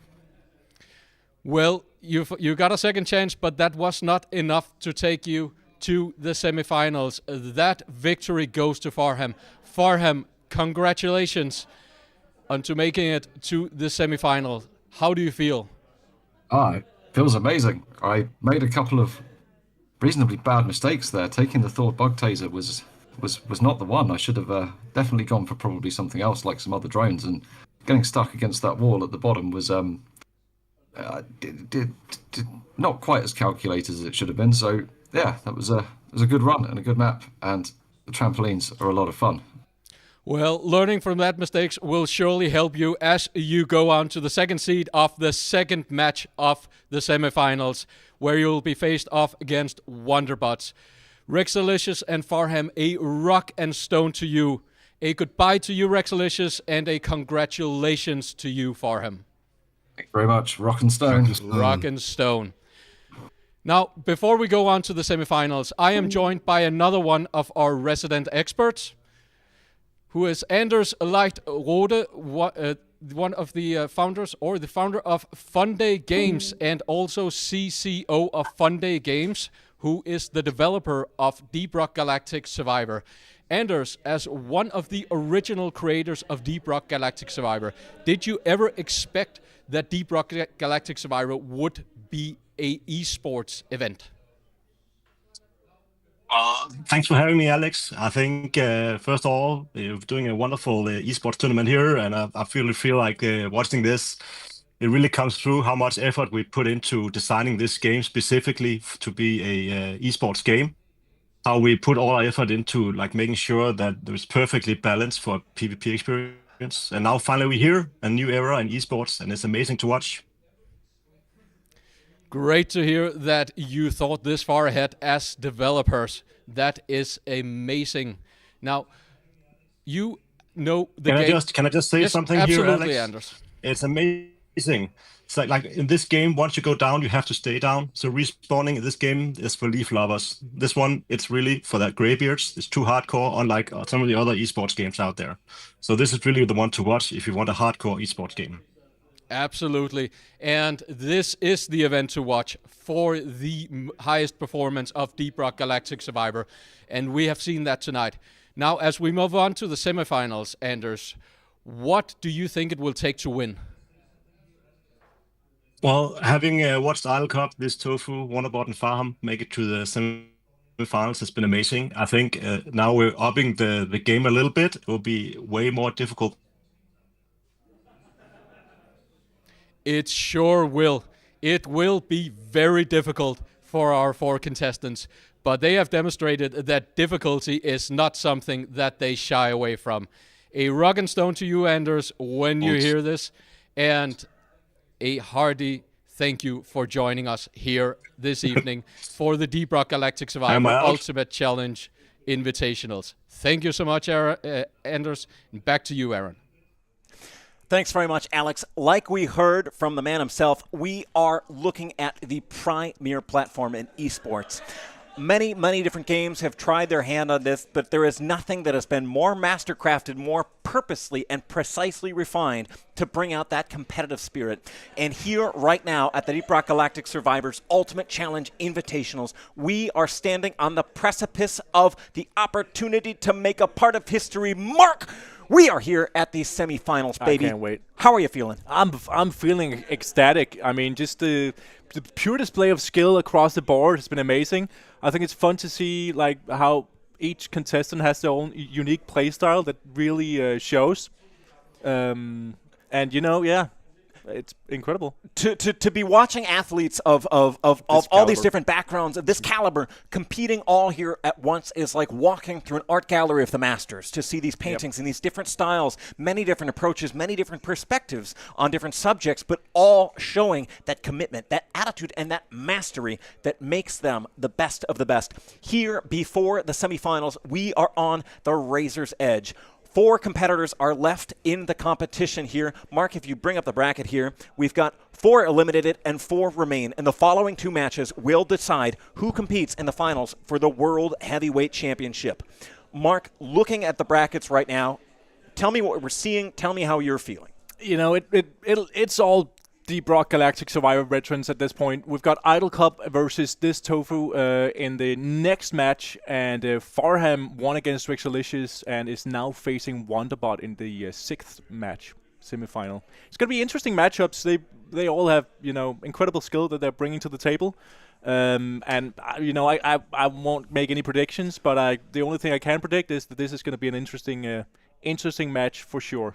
Thanks, Mark. We're seeing a lot of different playstyles here. Idle Cub as well, being we saw them earlier on, that speed over everything approach being what it took to bring them on here to the semifinals. We're seeing others. Farham, like they said in the interview, made some mistakes, but were able to come back, and it speaks to that tenacity, that precision of performance that you have in a game like this, that you can even make a mistake at this level and come back from it. To me, I think that's remarkable. And again, we're seeing the best of the best there. Well, we've been waiting here. We've also gotten calls from even more record books. I can't say any of them due to legal names, but all of them, they're all saying one thing. This is officially the biggest sports event to ever occur. Previously, we were waiting on to beat the Olympics. We were waiting on beating ancient cave painting records of mammoth rodeos as the oldest standing, the most important sports event. But here, live, we are the number one, and you are a part of it. Mark, we're coming into the semifinals right now. Yeah. Here are the mutators. Walk me through it, baby. Just like Anna said in the interview, thinking far ahead is going to be crucial in match 5. The contestants will only be able to equip projectile weapons, and they'll be starting with a fan favorite, a classic, the Deep Rock GK2, the Scout's signature assault rifle. Yep. They'll also get the benefit of an increased critical chance, but they will have both reduced reload speed and a pretty big reduction in the clip size, minus 50%. May as well be using a bolt action at that point. That is a pretty tough disadvantage. What else we have here? Mactera Swarm. Oh, good heavens. And cloth armor. May as well be wearing underwear here. We can see minus 100% armor. That, for those of you who may not have played so much of this game, this means that you are taking 100% the damage you otherwise would. We've got word from the control booth that we are ready to begin the semifinals. So let's begin the first match, take the cameras down, and see what these performers are all about. We have got off to a peaceful start here in the salt pits, but it's these few short moments here at the start that can be deceiving, because this is truly the calm before the storm. Like Anna said in the interview, this is when we turn up the tempo. The mutators and modifiers for these semifinal rounds are designed to be even more challenging than what we've seen before, where you're getting less of a benefit from the green upgrades there, and you are getting even more disadvantages that are putting you in a really, really difficult position. So this is where we see these competitors put to the test to see if they have what it takes. It looks like this Tofu went for a bit of a head start on their pocket blooms, while the Idle Cub opted for mining some of that sweet nitro that was chilling in that hard rock. Chilling in that Hard Rock Cafe, which is where you'll find me every single day because I eat there every day for dinner. I simply love the entrees. But beside the point here, speaking of more hard rock, of more rock-hard gameplay, we are going down trying to clear the area for the supply pod. We've seen it so many times before that this can make a huge difference in your odds at making it to the next level. And already, even though we are just on stage 1 here at a pretty gentle era, there are already too many bugs to get that clearance to get the supply pod down. Taking it up, Mark, who are we looking at here? Idle Cub is trying to get that gold. Yeah. He finishes the secondary objective instead, which gives him a pretty big gold bonus anyway. Getting the gold, chasing the bag like Santa Claus, all about that cheddar like Stuart Little is Idle Cub here, and we can see it paying off with a score of 2,000 already at this stage. They are more than twice, heck, even 3 times what we've got over on this side of the competition. Again, we mentioned earlier that part of this round is these buffed up Macteras. Wow, and we are seeing them. Shame that supply pod couldn't take out a few of them, because they can really be a menace. Looks like Tofu is trying to re-roll to get the artifact he really needs, but it didn't really seem to. Yeah, what do you think he's fishing for there, Mark? Ooh, he's certainly fishing for that legendary. Yeah. Wow. Yoink. Big ol' yoink. That's a confirmed yoink. We've run the tests, and they all came back yoink. That's going to be a legendary in the pocket of this Tofu. Big old advantage, and you can actually see what it's given them for that point advantage. Earlier, they were trailing by thousands to Idle Cub, and just all it takes is one supply pod, right, that perfect placement onto the heads of those unsuspecting bugs, and you've got that explosion of XP that can put you in the #1 position here. Looking in, we've got Idle Cub, meanwhile, fighting to get that supply pod down. We've got an opening here. Bit of breathing room here, calling our shots, going for bigger cogs. We've got it just on the edge, and it's down. What a beautiful placement of that supply pod, right on top of 2 Praetorians. Yep, getting a few nice boost in XP. Few free kills here, but we're going to have to circle around the block here, take a lap, and try and come back when it's not so hot and see what we've got going on. And now both of these players are on the kill elite objective. It seems like this Tofu has already eaten away at one of the elite's health bar, while Idle Cup is still just tickling them a little bit. Yeah, and we're seeing that pattern a lot here, Mark, in this game where, you know, how these players have to pick between crowd control versus direct damage. And, you know, it's easy enough to comment on here from the announcer's booth, but when you're down there having to make these split-second decisions, you can suddenly find that the sum of your decisions have put you at a disadvantage. And that's really what some of these players are dealing with at these certain points in time. We've got a moment to spare here. Weapon box is huge. Nice. Huge play. A salty pretzel, always tempting. We love a delicious little treat, but a weapon box can really be the make or break. That's my guess for what they're going with, but they're taking a moment. We'll see what they're on here. Wow, really taking their time, maybe catching their breath, having a sip of water. Taking a look at the stats again. Wiping the sweat off their palms.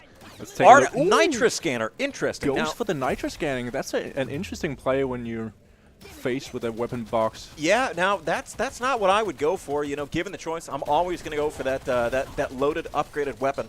But you can only wonder into the mind of someone like Idle Cub at this level of performance because they know what they're doing. You don't get to this level here in the Survivor Ultimate Challenge Invitationals without knowing what you're doing. And we're really seeing that pay off in a big way here.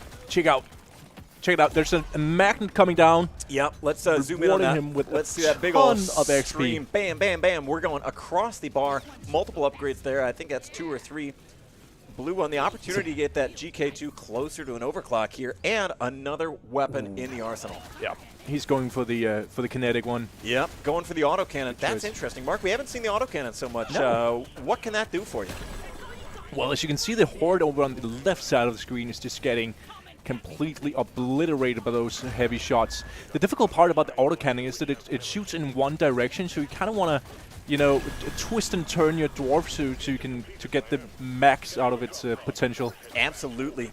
We've got the drop pod here is on the board, but a army of glyphids standing in the way here, as well as a whole lot of XP on the floor here to slurp up on the way home. Look at all that XP over Idle Cop. He's just basking in it. And this is those moments. This is one of those things that you see here, even at this level of competition, even when the pressure is on. A game like this can provide for these moments. You've got, you know, it's the stop to smell the flowers moment. It's where you look up and you see the sun break through the clouds, and there's that moment of beauty, and that can really not only giving you the XP advantage, but can give you that psychological boost that can really put you in a better spot for the next round. Look at that. Idle Cup is just hanging out on the ramp for just a few seconds before entering, and that means both contestants are moving on to the next stage. Let's check out Idle Cup's shop options just for a second. It looks like he has 2 huge overclocks. One of them giving him plus 30% damage to all projectile weapons, and it looks like he went for that one. You can never go wrong with an extra pickup radius. He's taking a quick look at his stats just to check.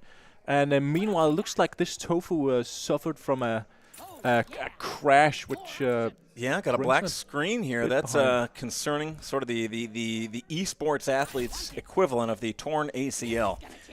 Might not be as physically punishing, but can put you out of the action all the same. So we'll leave that up to the referees and the control booth to get a handle on that. Meanwhile, we are pushing on in these semifinals here. First round, stage 2, 2 of 5. Down here in the salt pits. He's going straight for the loot box. Well, Mark, can you blame him? Not really. I think in a game like this, they can truly mean the difference between winning or losing. And I mean, you need all the gold and nitro you can get, so I don't blame him one bit. That's right. If you've played Deep Rock Galactic for a while, you'll know there's a long-standing debate between fans, the pacifists who would say that loot bugs must be spared at all costs, and the more practical, one hopes at least practical and not sadistic, miners that would choose actually to destroy them on site for the resources. What's your stance, Aaron? Well, Mark, I got to say I'm more of a practical type of employee. I see when I look at a loot bug, I do see a beautiful creature, but I also see a means to an end. Speaking of beautiful creatures, look at that Holy Hoarder get absolutely destroyed by those crystals that are just raining down on him and killing him in one go. Good heavens, an absolutely staggering salvo of stalactites raining down from the heavens here in Salt Pits and putting the kibosh on not only the Huli Hoarder, but a significant amount of enemies as well. Wowee. We've got, again, the Kronar shellbacks here rolling around, but not the threat that we saw in the last round. This time, the ones to watch out for will be the Macteras. And usually at this level, we can see that swarm just in the center of the screen up moving northward. Not usually a huge threat, but when you get an elite, especially an elite Mactera, when it's with that Omega modifier, can really, really be a threat. Looks like he's going for the supply pod and getting that down quickly just to clear a bit of that wave. There we go. Going on and getting lucky here with a couple rich deposits of Nitra, and but pushed away. We just mentioning that deal with the elite Macteras, and we can now see what an inhibiting factor that can be here when you've got 2 or 3 elites coming after you. They can of course fly over the cave walls, so you know you can't get them. You can't get through that way, and they can really turn the pressure on you, which oftentimes it's not even about the damage they inflict, but what they do is they push you into a dangerous situation, and they can make you misstep. Still back screen there over on the our second competitor here. We're gonna leave that to the referees to figure out where to proceed. Meanwhile, here up on up in Salt Pits, another loot bug, spared only by circumstances. You have to imagine that poor little creature would have met an express end if it weren't for all the other bugs of Oxys. They're discouraging that. Manages to dodge the Corona just in time, and now he's going for the gold for that extra bit of XP. Yep. Looks like he's offered an overclock on the autocannon, and he goes for it. Let's see if it goes for some piercing. Nope. Going for a little more oomph, and wow, you can see those high caliber shells tearing through the swarm already. Already there was an option as well as salvage. Mark, do you know what that is? What's salvage gives another upgrade for the weapon. Oh, interesting. Or salvages it for an upgrade. Okay, that can be anything, so but it's generally a higher rarity. So you can give up the overclock choice for a random roll at a likely high level upgrade. Yeah, exactly. Interesting.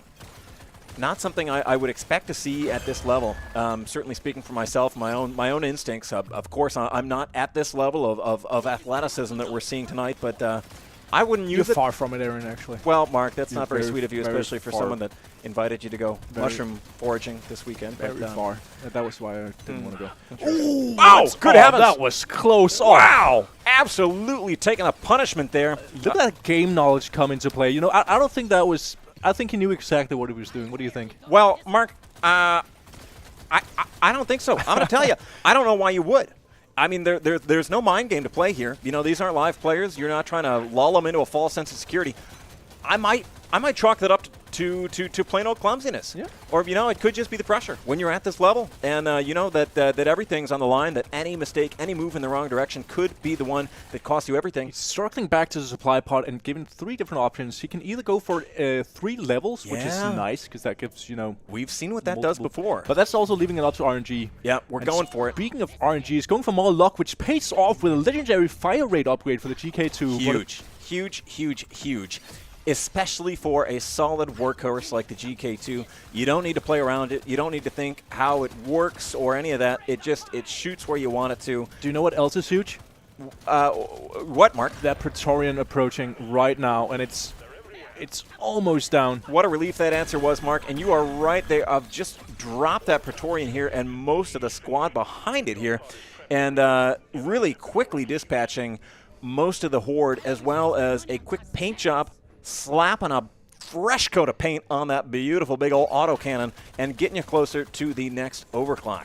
Really beautiful performance. And he's also getting closer to the drop pod with 23 seconds on the clock. He's getting a bunch of XP on the way. Absolutely. I'm slobbering it up. Just good heavens. Look at that Corona, but it has no chance against the Scout's mobile feet. Gobbling up that XP like Joey Chestnut at the Nathan's Famous Hot Dog Eating Contest. 8 seconds to go here. 1 loot bug just to prove a point, to show you're the master of the domain. Ooh. Another one in the bag here. In the drop pod we go with a second to spare. That is that precision, cutting it just as close to the edge as you need to, and not a millisecond more. And did you see how that pin worked out for him, Aaron? Yeah. He saved up the money and he bought it. Is what he did. He saved up the money and he bought it. And Mark, just like you said, money can be exchanged for goods and services. And we're seeing that, these simple economic principles, live in action.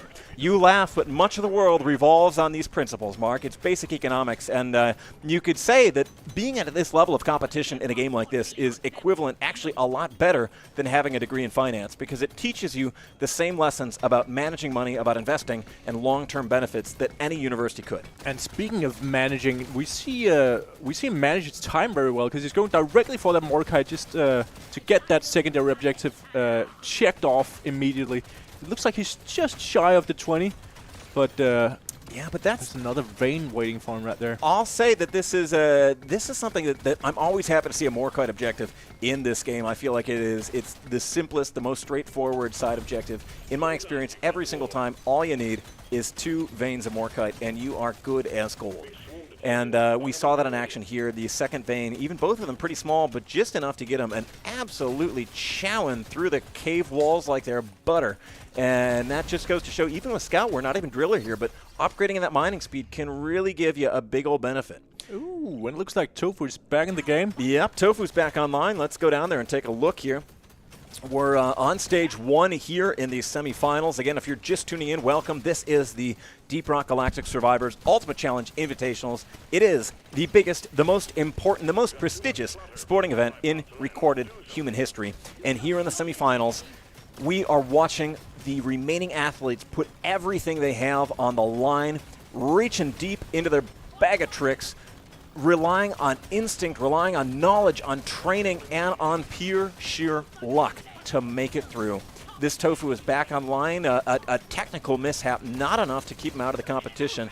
Would seem that referee Jacob Harold, in their infinite wisdom, deemed them worthy of a second chance, which is really, really big. Although, we'll see if they're squandering it, because, Mark, we're seeing single digits. Oh, no. Oh, good heavens. I thought that was so close. Just one hit, and I think it would have been done for him. Mark, I blinked, and I saw their life flash before my eyes. I saw the shadow of the Grim Reaper's cloak fade through this room, but we are back, no baby. longer, because there's 2 chunks of red sugar he can... Mark, we're going to need more sugar than that to get us out of this bind. Look at this. We've got a whole wall of rock and all the horrors of Hoxie's on our tail right here.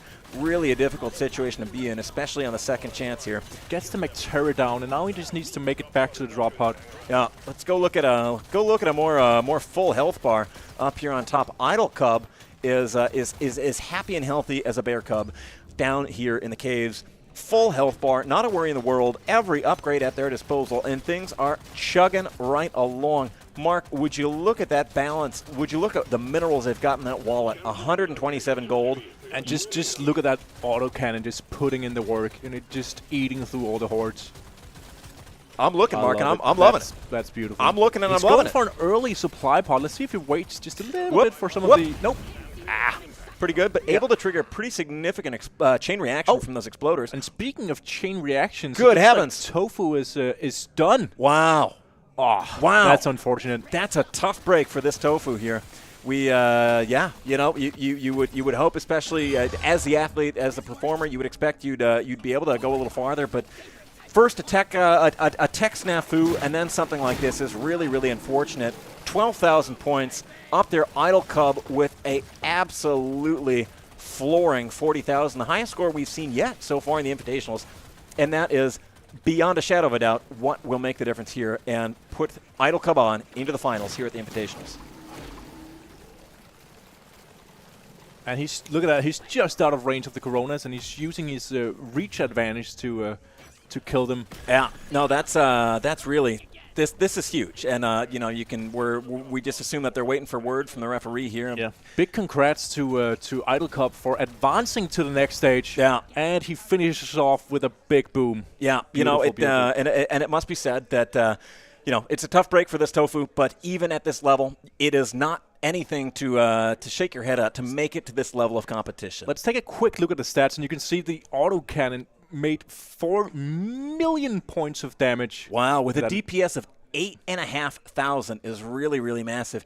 Even already there on this Tofu, we can see they got their DPS up to 3,600. But again, The numbers aren't always the critical factor here. Sometimes it's just luck. Sometimes it's skill. More often than not, it's all of the above. Mark, we are halfway through the semifinals. We've got this tofu secured to go on, and we've got, pardon me. I've got it twisted up. This tofu's out. Am I right? Am I right? Yep. This tofu's out. Pardon me. This tofu knocked out. Idle Cub is on to the finals here. Mark. Let's hear it from themselves. Yep. Let's sure do, Mark. This tofu, let's start with you. What happened down there in the caves? We lost you there for a second. I'm not really sure. I went into the ship and everything went black, and yeah. After that, everything went bad, I guess. But it was still a lot of fun, and I had a good experience in those caves, I guess. Well, it's good to hear that you had a good experience. You got a chance for a second try after the technical difficulties that you faced, but it was not enough to carry you to the finals. That was the case of Idle Cub. Idle Cub, a huge congratulations to make it onto the finals of this competition. How do you feel? Feeling pretty good. Also, thanks. I noticed you guys were talking about me probably being clumsy there when I just almost died once. And it was most definitely me being just an idiot. So I was very scared there for a moment.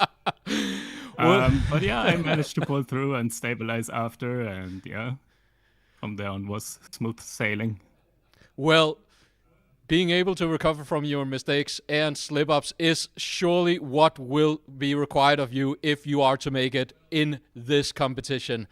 Idle Cub and this tofu, a thank you so much for playing so far, and Idle Cub will see you in the finals. Rock and Stone. Rock and Stone. Rock and Stone, Alex, Rock and thanks Stone. very much. And Rock and Stone to both competitors here, Idle Cub and this tofu, as well as all those who have competed. Mark, right now, the pressure is on. The heat is rising in the building. You can see the thermometer on the wall, and we are fit to burst through the very top. It is so goddamn hot in the building because sports fans, we are here at the last round of the semifinals. On to match 6 here. This will determine the finals, the championship, the best of the best. The winner here goes on to face Idle Cub, competing mano a mano, one-on-one. One mistake, and it's all over here for the World Heavyweight Championship belt. But first, the semifinals. Mark, what mutators are we looking at here in match 6? Yeah, that's right, and we're turning up the heat for good. So in the match 6, we're pitting the contestants against each other in magma core, and the interesting aspect here is that they won't be able to equip any cold weapons at all. On the other hand, they will see lots of deposits. They'll see huge spawns of nitro and gold deposits across the map, which will, be very, very nice to get on early if you can. Absolutely. On the other hand, the enemies are really strong, and guess what? What, Mark? Chasing them down throughout the match will be an unkillable ghost. Ah, Mark, is it a real ghost? That's right. Yep, it's Halloween, baby. Wow. Or it was. You heard it here first. The game's haunted. Yeah, it is indeed. And we've got some hard minerals here. So that's what's on deck here as the lethal operation. We're waiting for a signal from the control booth. In the meantime, we'll see if we can pull up the bracket here as the players are getting ready to go in. We've got Wanderbot Farham here competing in match 6 of the qualifiers. Again, the winner here goes on to face Idle Cub for the World Heavyweight Championship belt here at the Deep Rock Galactic Survivor Ultimate Challenge Invitationals. Mark, turn up the heat. Let's turn it up.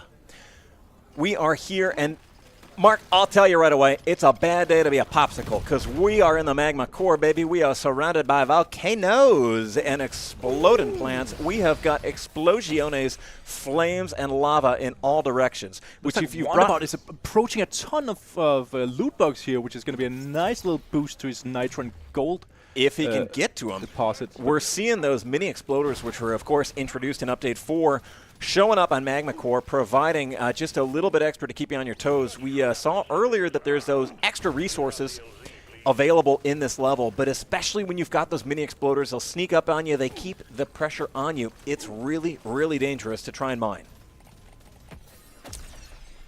Huge wave, exploder chain reaction, bringing in an absolutely bumper crop of XP over for, I believe this is Waterbot. And now we're up to level 5, a choice between weapons. Going for the fire. For this more fire. You know what, Mark? Can you blame him when it's Magma Core? Well, Mark, I can't. Because you know what they say, 2 wrongs don't make a right, but more fire with fire makes a fire. That's beautiful. That's something that everyone and a lot of people that, not just me, say, and they're right about that. And I agree with them. And look at how that ghost is creeping up on him. Mark, it is creeping up on him like my uncle.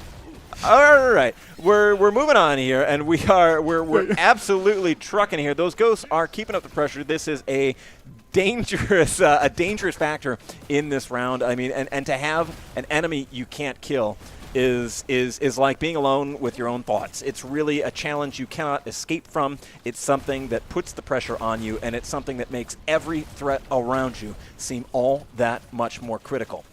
Going down here, we've got a big old wave of exploders here, keeping on the pressure from below. Look at that chain reaction of exploders down there in the left side of the screen. Wow. Ooh. Mark, I'm seeing it. I'm believing it. Let's see if he'll circle back for those chunks of XP. Yeah, let's see if we can. I mean, and that's a balance game here. Like we mentioned, this game really teaches you a lot of important lessons about economics. And one of them, of course, is fast money doesn't always pay off. And you might see that there is a whole stash of XP waiting for you, like we can see in Farham's screen here. Look at all that. But sometimes circling back around, taking your time, counting your steps can really, really give you the opportunity to come back in and cash off. Going for 25% legendary mining speed is really, really big. Especially we've got all these resources, keep in mind, because of the rich deposits part of the mutator. So having a modifier like that is really, really smart play. That's situational awareness as best as it gets. But Wonderbot is still ahead if you look at the high score. And wow, you're right. Wonderbot there leading by a healthy margin. Let's see if the supply pod can make a difference for Farham, though, because I think that's how Wonderbot got ahead. Lots of chain explosions coming in here on the bottom. Yeah, I don't know what it is about Farham. The landing zone for the supply pod, but more are sneaking in. Now, Mark, correct me if I'm wrong. It does seem like Magma Core definitely brings on a higher concentration of exploders, because this is really something else. This is more than we've seen, and this is a combustive environment. It's going to be interesting to see if he's going to leave the supply pod around behind or go straight for the drop pod. It seems like it goes for the supply pod for that extra artifact. And meanwhile, Wonderbot is grabbing all the XP he can along the way. Yeah, that's smart plays there by Farham. You know, even though you've got the drop pod there, taking those few seconds to get to the supply pod, especially when it's right there, you know, to leave that would be leaving money on the table. You can also see super close here. Yeah, comparing the two screens as well. Both here we're right on time here. Both finishing the same, nearly tied for score, almost down to the second. Perfectly coordinated here. I can't wait to see how this develops. Look at those exploders just waiting for him. Anyway, let's check out these upgrade screens for a second. Over on Wonderbot's side, we got some more weapon range. And he rerolls and gets an extra beam for the flamethrower, which is going to be massive, huge. massive pull for Wonderbot there. We can see Farham already actually had upgraded their way all the way up to 4 beams, which is really critical. We were talking earlier about how the flamethrower early game can be a challenging tool to work with because you've only got those 2 beams. You've really, really got to work your way around to get your enemies into the line of fire. But when you have 4, it's sort of a fire and forget situation. It becomes a different weapon and really just sort of a passive damage. So for Wonderbot to even get up to 3 beams from 2 is a big advantage.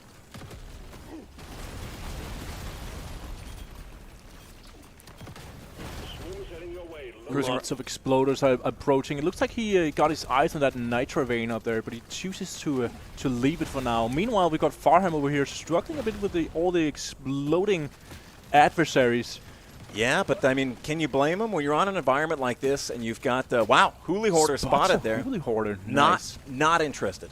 Not yet, at least. Not yet. That's right. You know, it's you can never say never at this level of competition. And holy cow, we've got that big wave. Of course, the invincible ghost, completely unflinched, because when you're a ghost, an explosion means nothing to you, unless you're a ghost that was maybe killed by an explosion, in which case it may bring back unpleasant memories. But of course, when you're in the afterlife, that means something else. That's very true. Thank you, Mark. Going for, we see a Croppa deposit there, but at this level of competition, a Croppa deposit doesn't mean anything because, in the main game, you're going to use those to buy upgrades between runs. But here, there is only one run. There is only one moment that counts, and that is now. The only step that matters is the one in front of you, Mark. So thinking that far ahead simply doesn't make sense. We've got an overclock option here, Mining Directive versus the Treads. Smart choice, going for the mobile turrets. And Mark, maybe you can tell us a little bit more about what those mobile turrets do for you. Yeah. So do you think the treads will make them follow you around instead of just staying statically? And that can be really advantageous in large waves because they will because when the large waves come at you, you kind of want that extra damage to follow you around. Yeah, absolutely. I mean, there's an aspect with those turrets is to place them, you need to pause for just a second. A hair, just a quarter of a second will do just to get those turrets down. But at this level, pausing for even a fraction of a second like that can really be a tough one. It might just throw you off your groove, disrupt your rhythm enough to put you in a dangerous situation. Red Sugar is coming in clutch, but will it be enough for him to survive that explosion? Ooh, he makes it. Wave of explosions here, down to a fraction of the health bar here. Stabber Vines putting him through the gauntlet. Oh, good heavens, taking hits, trying to mine. A regular grunt goes for the shot, but it can't get it through. We've got these little mini exploders, and this is really when those tiny bastards can really make the difference and take you out of the game. We've got a supply pod down, which is huge. However, it may just be a distraction when you're at this fragility, at this state. Being tempted by something like that can sometimes be more of a disadvantage than any sort of benefit. Look at that. Wonderbot is blessed by RNG once again. Gets an additional weapon from the supply pod. Yep. And let's see how long he dares to stay in that this stage. He's got the drop pod timer is against him. He chooses to go over the lava, which is an interesting choice, but necessary in his situation. Sparing it, but again, we are really at a risky situation. 2 seconds on the timer, does he make it? Into the drop pod with less than a second ago. Both players into the drop pod within 5 seconds of each other. Scores are within a few thousand. Could tip either way. Mark, what a play. This is the tightest balance we've ever seen. This is the closest match we've had so far. Wanderbot plowing through the store page here. They're not concerned. They're getting right to the action. Farham taking a few more seconds, but we are really, really seeing peak performance here. And I don't know if our mics pick it up, but our live audience of 150,000 people went crazy when Wanderbot pulled that play off.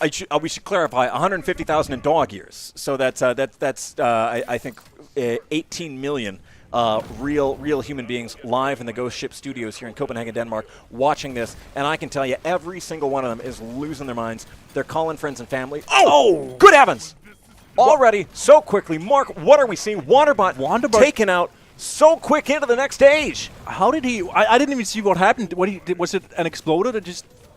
Wow, Mark, this is really, really let's an unexpected upset. I mean, this is going to be interesting to see. Because Wanderbot is still far ahead on the high score. This is going to be interesting to see how this will develop. But not so far. Locking the score at 42,000. That is a critical mistake to make that early in the stage, too, when you've got relatively few enemies around you. But again, it just goes to show you can't let your guard down. Let's take a look at... Oh, this is... Good heavens. This is wild. What an amazing turn of events. And again, for Farham. It bears highlighting that 42,000, I believe, is the highest score we've seen in the competition tonight. But Farham is not close behind, so they've got really everything to win here. This is their game to win. Look at all these hordes coming in. Wow. They're coming to take his life, Aaron, is what they're doing. Mark, these hordes may as well be paid by Wanderbots the way they are turning up the pressure. You look at this, they're looking to creep up. The score is not moving as fast as you would hope to try and get that up. Every second counts here. Looking at these mini exploders, keeping the pressure on them. You can see every time you look to the edge of the screen, you have enemies, you have opposition all around you. There is death and danger and darkness and dwarves at every corner. Every single decision, every move, every moment matters right here, right now. There is no time to rest. Look at all these exploders just rushing in for the kill. Can he make it? He has 100 HP left, which is not a lot when you're faced with roughly, I would say there's about 200 exploders, but it gets them all in a beautiful chain explosion. Don't get greedy now, because another swarm is approaching. Something like that can really give you a huge boost of confidence, which sometimes is exactly what you need. Other times can take you out of it. The Stabber Vines going directly over it, heating up the feet. Can't go for the gold because there's no time to mine through it. We need to keep it moving. We are at 55 health. We've got exploding plants up ahead. Danger in all directions. Good heavens. Could this be it, ladies and gentlemen? We're at it. Wow. Good. I don't know. Heavens. Did he make it? Oh, my, we have to wait to see. What are we witnessing here? Let's just quickly watch the high score from... We've got 42,000 up from Wonderbots. Oh, what's the result? 43,000, Mark! I don't believe it! No way! By a fraction of a shred of a hair, we have our finals decided here in the 6th round. Farham, congratulations. What making a match. it on. What a match. This is absolutely incredible. This is a level of competition that we haven't seen so far. Congratulations, Farham. That's incredible. And Wonderbot, well played. Woo! Wow. Ladies and gentlemen, sports fans, you can see why, beyond a shadow of a doubt, why they call it the biggest sporting event in human history. This is the Deep Rock Galactic Survivor Ultimate Challenge Invitationals. This is the zenith of competition. This is where the wheat is separated from the chaff, the greenbeards from the graybeards. Mark, my heart is thumping harder than this tofu's. We've got 2 cardiac arrest risks on our hands here. What a match. What a performance. What drama. My palms are sweaty. My knees are weak and my arms are heavy. And I mean, what happened to the spaghetti you had for dinner, Mark? No, we had goulash. Oh, okay. Good heavens. Yeah. Anyway, we're getting word down from our on-field reporter, Alex Gronsky, has brought in a few fans for their live reaction here after this absolutely monumental semifinals concluder. Alex, what is the feeling down in the stadium? The feeling is electric. The excitement is palpable, Aaron. And so must it be for our 2 contestants that are, before we go to our fans, are joining me here for the post-game interview of the 2nd semi-final, Wonderbot and Farham. What a match. You could hear the audience on the edge of their seat hooing and eyeing up until the last moment. Wonderbot, amazing performance, clutch plays, reaching the highest high score of the game so far in this competition, right until the last moment where Farham surpassed you in his almost final seconds before dying. Wonderbot, how do you feel?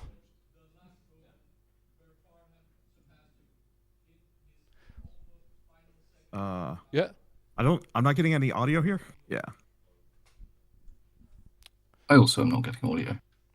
Oh, do you hear me?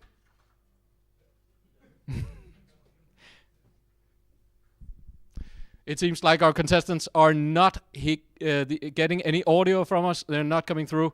I think we'll give them a short Not through rest. Discord, only through the stream. I think they will give them a short rest until they are able to catch their breath, and instead have have an interview with one of the members of our audience, Arvid.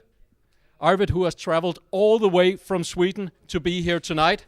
Arvid, in this event, what is the vibe out there in the crowd? Sorry, I need to catch my breath up for that match. It was an amazing match we just saw. What is the vibe out there? Well, Alex, it's just magical. We're so blessed to be here tonight in the Ghost Ship office. The energy is it's amazing. We're also blessed to be here in the VIP lounge. There's 50 million people downstairs watching, but we get the VIP sitting, and it's amazing. You sure do. You sure do, Arvid. Now, Wonderbot almost getting the victory up until that last clutch play of Farham. So the final is now set between Idle Cup and Farham. Who do you think is going to win? Yeah, I don't think I should tell you that, Alex, because all the people I've been rooting for has so far unfortunately lost. So for the sake of our finalists, I think I should keep that secret. That is a very honest response, Arvid. Thank you so much for being here. Rock and Stone. Rock and Stone. And to the fallen. Back to you, Aaron. Thanks very much, Alex. I think we're running over the interviews here with our finalists here. We can only assume there is stunned silence and not technical difficulties to blame for what we had there. But it is absolutely deafening. It is flooring the response we're seeing from the international sporting community here at this stage. And Mark, now we are at the peak of something great. We are at the moment in history where we really, really reach the end of the line where the greatest of the great compete. Mark, take a look at the brackets. Run us through what we've been through so far and where we are now. I mean, I'm still recovering from the last match. I can't believe that we're so close. But anyway, you close but no cigar for Wonderbot at least, because Idle Cup and Farham are both in the grand final. Absolutely. And the grand final is absolutely what this is. Ladies and gentlemen, sports fans, to the millions, the billions watching around the world, this is it. This is the main event. It all comes down to this. Every moment training, every drill and reflex, every trick and technique comes into play right here, right now. Here in the finals, we have Idle Cub versus Farham competing for the World Heavyweight Championship here in the Deep Rock Galactic Survivors Ultimate Challenge Invitationals. We are now looking at the mutator set for this final round, and good gravy, this is looking to be the toughest one yet. Mark, what are our finalists facing here in the finals? Well, the weapons will be unlocking a lot earlier in this game, and they'll be playing on Azure World, which is one of the new biomes that just arrived in the update that launched last week. The enemies have been buffed across the board with increased HP, more damage, they're going to be faster, and you also can see them get a lot less XP here. Let's just jump right into the action, because Farham and Idle Cup are already going at it. Let's get into it. The pressure is on here. It's, like Mark said, tougher enemies. We've got these mind webs, so less XP coming in and slower reload speed. But here is the moment. This is where we see two of the finest athletes in the sport, in all of sports, here on the world stage, with the championship on the line, with the World Heavyweight Championship belt to win. Every move they make becomes a part of history. And it's actually not only a penalty to XP gain. You'll also notice that these cocoons are spawning on the level, which is just another like huge difficulty spike. Yeah, we saw those. We saw those cocoons earlier, and we have seen what it is like to play in that minefield they create, where you suddenly have to think, okay, this direction. If you want to push in this area, you're being moved one way, the pressure's coming in, and you're trying to go away. Suddenly, another area becomes out of bounds. This is a huge challenge. And again, like you said, Mark, we are back in Azure World. And Mark, I can assure you, we are about to see some absolutely stunning action there. Farham is just eating away at this horde that's approaching, and he got a legendary upgrade, which is already paying off. I'm, looking at these players here in the finals, I am amazed at the speed in which, especially Idle Cub here, is collecting the Bulu caps on that side objective. This, not only speaks to that industrious and focused work ethic, but also an utmost confidence that they are going to make it on to the next round. Because if you can't make it to the next stage, you don't have anything to spend that gold that you earn. And there's something about collecting those Bulu caps, maybe, that getting that objective finished convinces you and gives you that confidence that you will survive to spend it. Jumping on that jump pad to get out of range for those enemies on Yep, Farham pushing for the same, going for the Goomba Stomp, but just missed it by a millimeter on that lucky loot bug.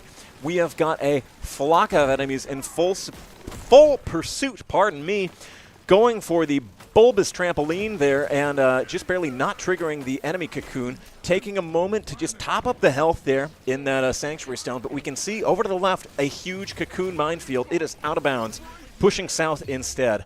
Up top, Idle Cub just trailing behind, under 1,000 points in second place here. 2,000 points, but 9 out of 12 Bulu caps tied on the second objective. This is neck and neck. This is the absolute limit, the threshold of competition. We are seeing two of the greatest athletes to do it ever in human history, live, head-on-head, here at the Invitationals. Mark, this is flooring. This, I'm feeling the sweat pouring out of my palms. I'm feeling my heart rate elevate, and I'm getting those physiological symptoms that you get when you know you are participating in history. This is really, really something else to watch. We're seeing multiple trips on the trampoline there, absolutely just moving like a gymnast. Mark, what are we seeing? Yeah, just look at Idle Cup, how he uses that jump pattern. It sounds like there's a lot of action going on over at Farham's side as well. They're both actually circling the healing stones right at this very moment. But there's one major difference, Aaron. What's that, Mark? And that's Farham is chased by a much larger wave of enemies, it seems like. Good heavens, Mark. You look at those red bars down there, looking like a selection of neckties at an IT conference is what those red stripes are reminding me of. This is looking like the beer case in a Jamaican supermarket. But the look way at that, we've Idle got Cup these has red saved stripes. the supply pod for that wave. Making it rain experience. That is huge. Going for the dwarf tape there. Already drop pod's been called with some XP on the table, but the opportunity to get home safe. Idle Cub is in the lead now and going on to the second phase. Farham is eating away that Magterra, which is chasing him down through the rocks. Going for a simple damage upgrade, you can never go wrong with those. I think it looks like he's he's flirting with those rocks, trying to get a little bit more HP before he finishes this wave off. Mark, he's flirting with rocks like a geologist at a singles event is what he's doing, and it's working for him. And we're seeing this pay off, slowing down the field. And again, these Wardens are putting on the pressure, applying a big old buff to that pack of enemies. You can't envy somebody in that position. Now take a look at the high score. They're neck to neck. Yeah. Almost identical high scores at this very moment, and they're both running back to the drop pod. Idle Cup is spending his time wisely, just eating up the last few chunks of XP before he progresses. And meanwhile, Farham is taking his sweet time, trying to kill off as many grunts as he possibly can before he enters. Yeah, 5 seconds. You need a lot of game knowledge to be able to pull this off effectively every time. You really do. You know, and something that we hadn't talked about was before this event, we invited some of the greatest athletes from different sports into the Ghost Ship headquarters, from the NBA Finals, from Olympic quality wrestlers. We had javelin throwers. We had dancers. We said, hey, come try this. Come try the greatest challenge in esports. And none of them could do it. None of them dared. They played for 10 seconds, and they broke down crying. So the fact that people like this, that Idle Cub and Farham have come this far, Ham, tells you that we are really looking at two generational greats. If you can bring us up to Idle Cub here, we're seeing a weapon that we haven't seen so far, these seismic repulsors. Now, that's a new one for Deep Rock Galactic Survivor. You won't find that. Look at him bullying the Holy Hoarder into a corner, which is a significant and very impressive display of his skill set. Yeah, you know, and sometimes something like that might not just be about the resources. It's about sending a message. It's about making an example of that bug in front of its cousins and saying, if I have the coldness, the vacant dark void in my heart to do this to a defenseless creature, imagine what I can do to you. And sometimes having that edge is what you need to bring it home. Your score is slightly tipping in Idle Cub's favor, but by no margin that you should start getting cocky here. 18,400, and Farham is at 16,400 and climbing.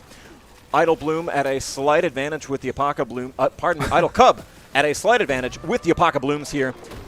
Only one more to go, and oh, good heavens, there's a tight spot here. This might be one of those moments where you start bleeding, because you can see that swarm of mini exploders. Not only are they fast, but they are hard to stun. They're hard to slow down, often hard to hit, because your weapons may prioritize something else. It looks like the damage of his beams is just enough to keep them at bay. And that cryo cannon is truly doing wonders for him, because they can keep them slowed down just enough to keep them out of reach. Mark, I tell you, just like me, anytime I look at you, Farham is absolutely beaming, because but this time they're doing it with their arsenal. You can see the damage they're putting out there, really, really handling the crowd with a master's touch. Like I said earlier, watching this event is like watching is walking through an art gallery of the greatest masters of generations, is seeing these different techniques, these skills all coming together side by side on the world stage is really, really something else.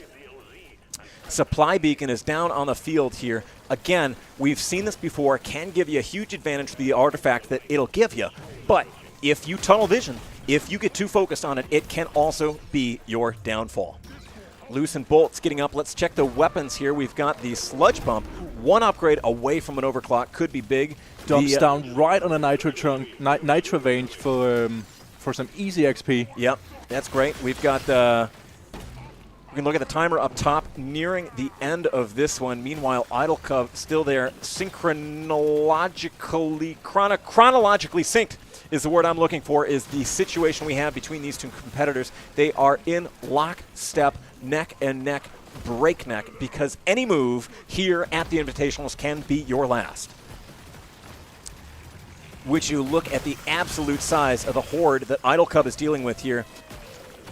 Taking the membrane bounce, almost for a second you thought they wanted to Goomba stomp the swarm, but that will get you nothing but an early demise here at this stage. Size and repulsors, good heavens. Getting surrounded by those mini exploders, which can be really frustrating to play against if you don't have the movement speed or the damage to deal with them. Absolutely, you saw them lose a lot of health to a pretty small number of low caliber enemies, which just goes to show you can never, no matter who you are, no matter where you think you have your opponent, you can never get too comfortable here at this level of competition.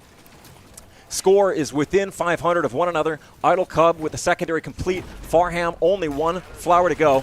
Both of them.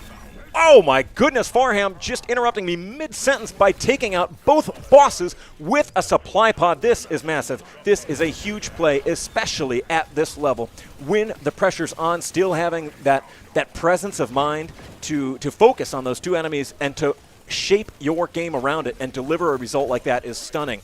15 seconds to go for the drop pod. We see up here where we at. Idle Cub is looking, has got a few upgrades to get through, and already, okay, it seems they may also have taken out both opponents with the supply pod, or at least dispatched them with tremendous prejudice. These guys are so close in score. It's actually incredible. Mark, I feel like I'm watching two athletes dance on either side of a mirror. This is really, really an incredible thing to see here at the Invitationals.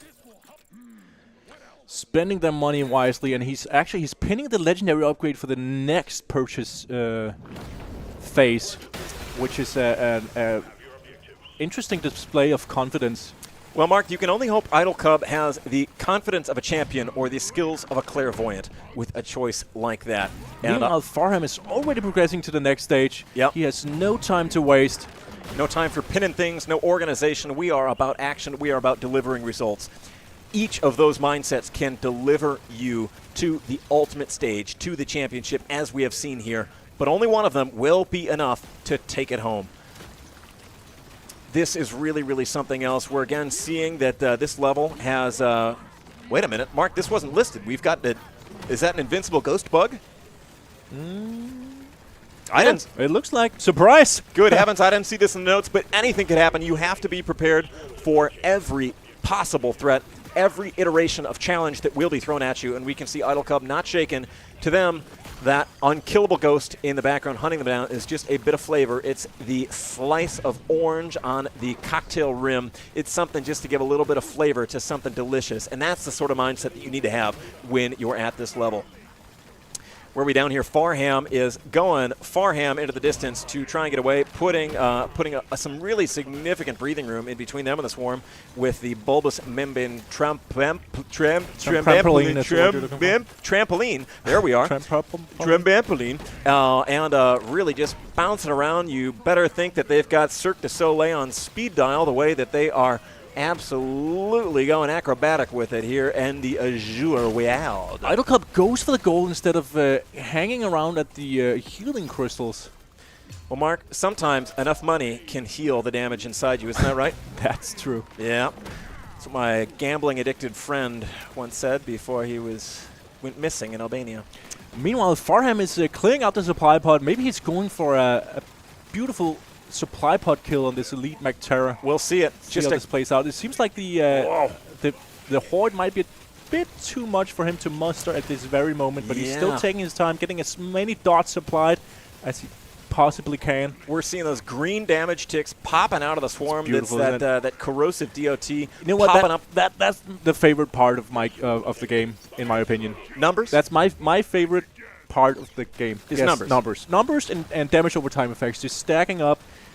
Seeing those green numbers sprouting like the first blades of grass pushing up through the frozen topsoil in those early stages of spring. Wouldn't you say, Mark? Yeah. Wow. It reminds me of the day I first met you, Aaron. Yeah. It's nice to hold hands. Yeah, thanks.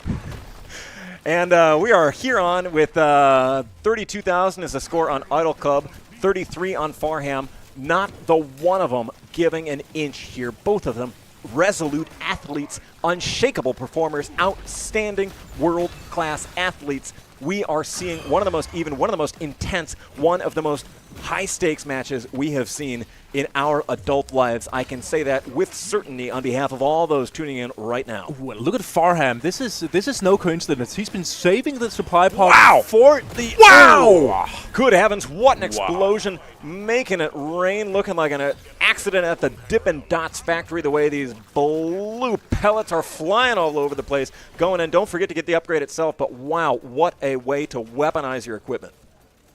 It looks like he might be going for a discount in the shop. Yeah. And if I'm not mistaken, he also pinned one of the legendary upgrades, right? Wow. Or was that the Idle Club? I can't remember. Happened too soon to see. A discount in the shop is a really interesting play to make at this stage, but we'll see how that pays off. Also, interesting to note, even though we're seeing some difference in the score with Idle Club pulling ahead, a huge difference in levels. Farham is already up at 27 with Idle Club at 19. But there's one key difference, and that is, I don't think, has Idle Club claimed the supply pod yet? Oh, I don't know. Well, I'm actually not sure. I'm looking for the ping outline on the minimap, and let's bring it in here. I can't see a ping up in the corner there on the minimap, and what I can see is a huge horde approaching nowhere, and as you can see, those wardens are already getting some healing. Ooh, we see him approach the supply pod. It has already dropped. He hasn't claimed the rewards yet. Okay. But he's going for it now, re-rolling to try his luck. Interesting. Wow, another re-roll, pay-to-win console. Yep, going for the purple upgrade there. And again, we saw something worrying up on the screen there, which was the aliens go stronger. And as we know, that's what happens when you can't dispatch those elite bosses fast enough, is every other enemy on screen gets a little faster and a little stronger. And that's going to keep happening until you bring down the big bad boss. This is a tough spot to be for Idle Cub. We can see him trailing here, but we've seen bigger comebacks tonight so far, so it's far too soon to say the show's over. Certainly, best of luck. Just explode. Mark, on the you screen. love the numbers, don't you? It's beautiful. And look at that heavy autocannon just fire down the middle and clear out a huge chunk of them, one shot at a time. And you can see what happens when you get that fully upgraded, or significantly upgraded seismic repulsor, which each pound it sends into the ground, you can see that big flash of white damage numbers there. It's a sort of an area denial type of weapon that if you can place that and kite a swarm over it, you can get some really, really good damage in. But Idle Cub is spending his time wisely, trying to grind out as many points as it can on his high score. Well, Mark, you get ahead of Farham. You say wisely, but then again, keep in mind, we've seen that aliens go stronger warning, and the health bar of the remaining boss here is just as resolute, just as high as it was. So we'll see if this can pay off, but they may be putting themselves, cashing a check that they are unable to, well, it's been a while. Now that we use digital banking and the wonders of modern finance, it's difficult to use check-based analogies. But I think you know what I mean, Mark. I know exactly what you mean, Aaron. Because you love numbers, don't you, Mark? I love numbers. We love numbers. Look at those numbers go up, and they're all just stacking on top of each other. And speaking of stacking on top of each other, look at all these exploders just flooding in from the sides. Wow. Wow, wow, wow. You would hate to be in a position like this. You can see, too, the way this enemy is designed. They do not give you a single mother-loving second to lighten up. No chance to take stock of your situation. They keep it on. Also here, Farham dealing with the same, but it seems like they've got their wave cooker, which is pretty well able to dispatch them. And looking at those rotating beams, we've got double beams, both on the flamethrower as well as the cryo cannon. Oh, wow! What? Good heavens! Meanwhile, I don't believe it! Cub. You look away for a second and you see Idle Cub down at a score of 40,000. Mark, we're seeing it live right now. This is the determining factor here. Idle Cub is down with a score of 40,000. Farham at 49,000. This is it beyond a shadow of a doubt, ladies and gentlemen. We have our winner. We have our World Heavyweight Championship title winner here at the Invitationals. Mark, this is history. We're witnessing the We're witnessing the building of the pyramids. We're seeing the seven wonders flash before our eyes. We are seeing the skyscrapers push over the skyline of New York. We are witnessing legends made right here. This is Farham taking the World Heavyweight Championship belt here at the Deep Rock Galactic Survivors Ultimate Challenge Invitationals. This has been the highest level of competition. I am absolutely blown away to see a performance like this. I'm getting word from our on-field reporter, the millions of fans last we had was 50 million in the building. We're up to 100 billion are here watching this live. We're awaiting word from the sports reporter. But Mark, what's going through your head right now? We're seeing this, history's being made. You know what? I mean, it kind of sucks we don't have the technology for an instant replay, because I mean we spend all the money on, you know, at the venue, which is tremendous. We've got belt and the belt itself. Yep. But you know what? Let's hear from the champion. Let's take it down to the field. Alex, we have got an absolutely electric and unstoppable energy in the building, and you can only imagine what's going through the players' heads. Alex, where are we at?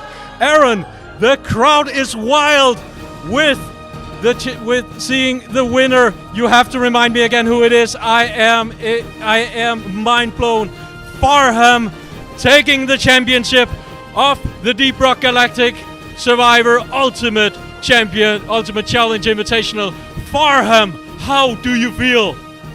A rock and stone, and that's really it. Oh, that's amazing. What a tournament. That was awesome. I had so much fun, and to come up against Cub in the final and have such a competitor was amazing. And for it to go to the scores like that between Wonderbots and between Cub was just an incredible feeling. Thank you very much, guys, for putting on such an awesome show. It was You heard it from the champion. Rock and stone, Farham. The belt is yours. Congratulations. Thank you very much. Thank you so much for playing.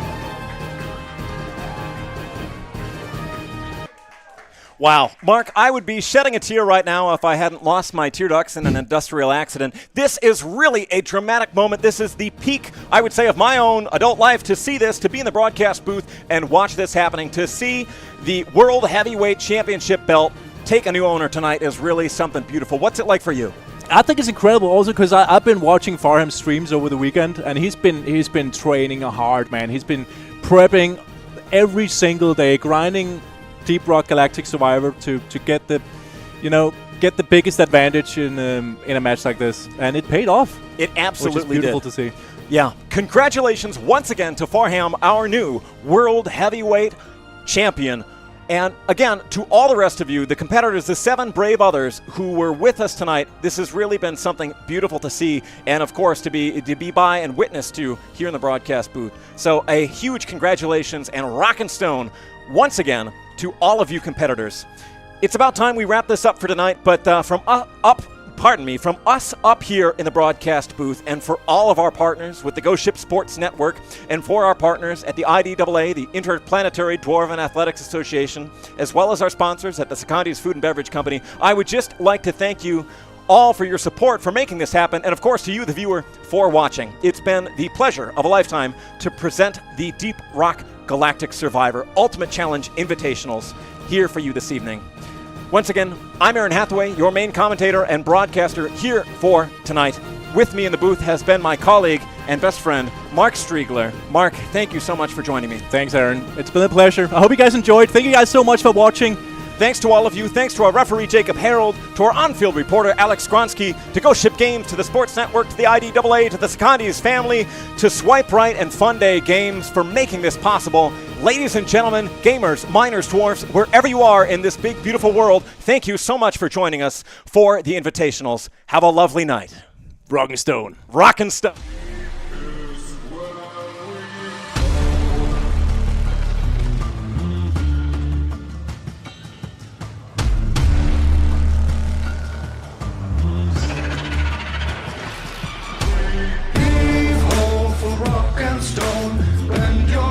To take your gold.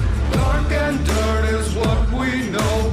Deep in rock is where we go.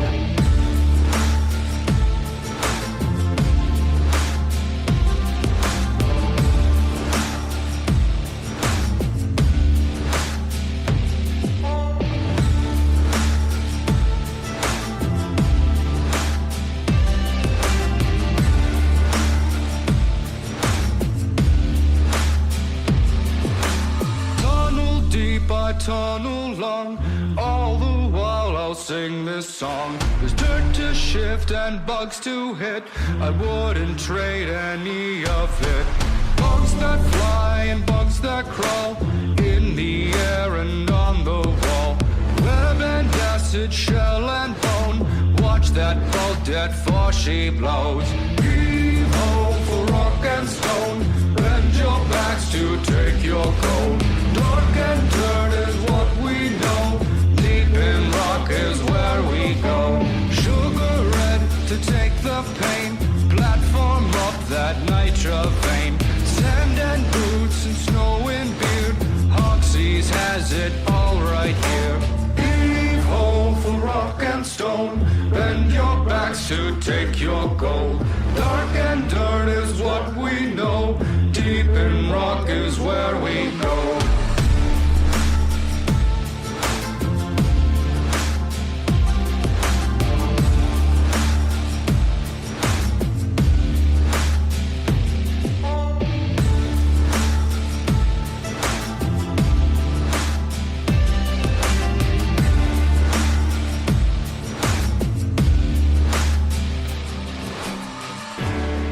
No dwarf behind, call that resupply.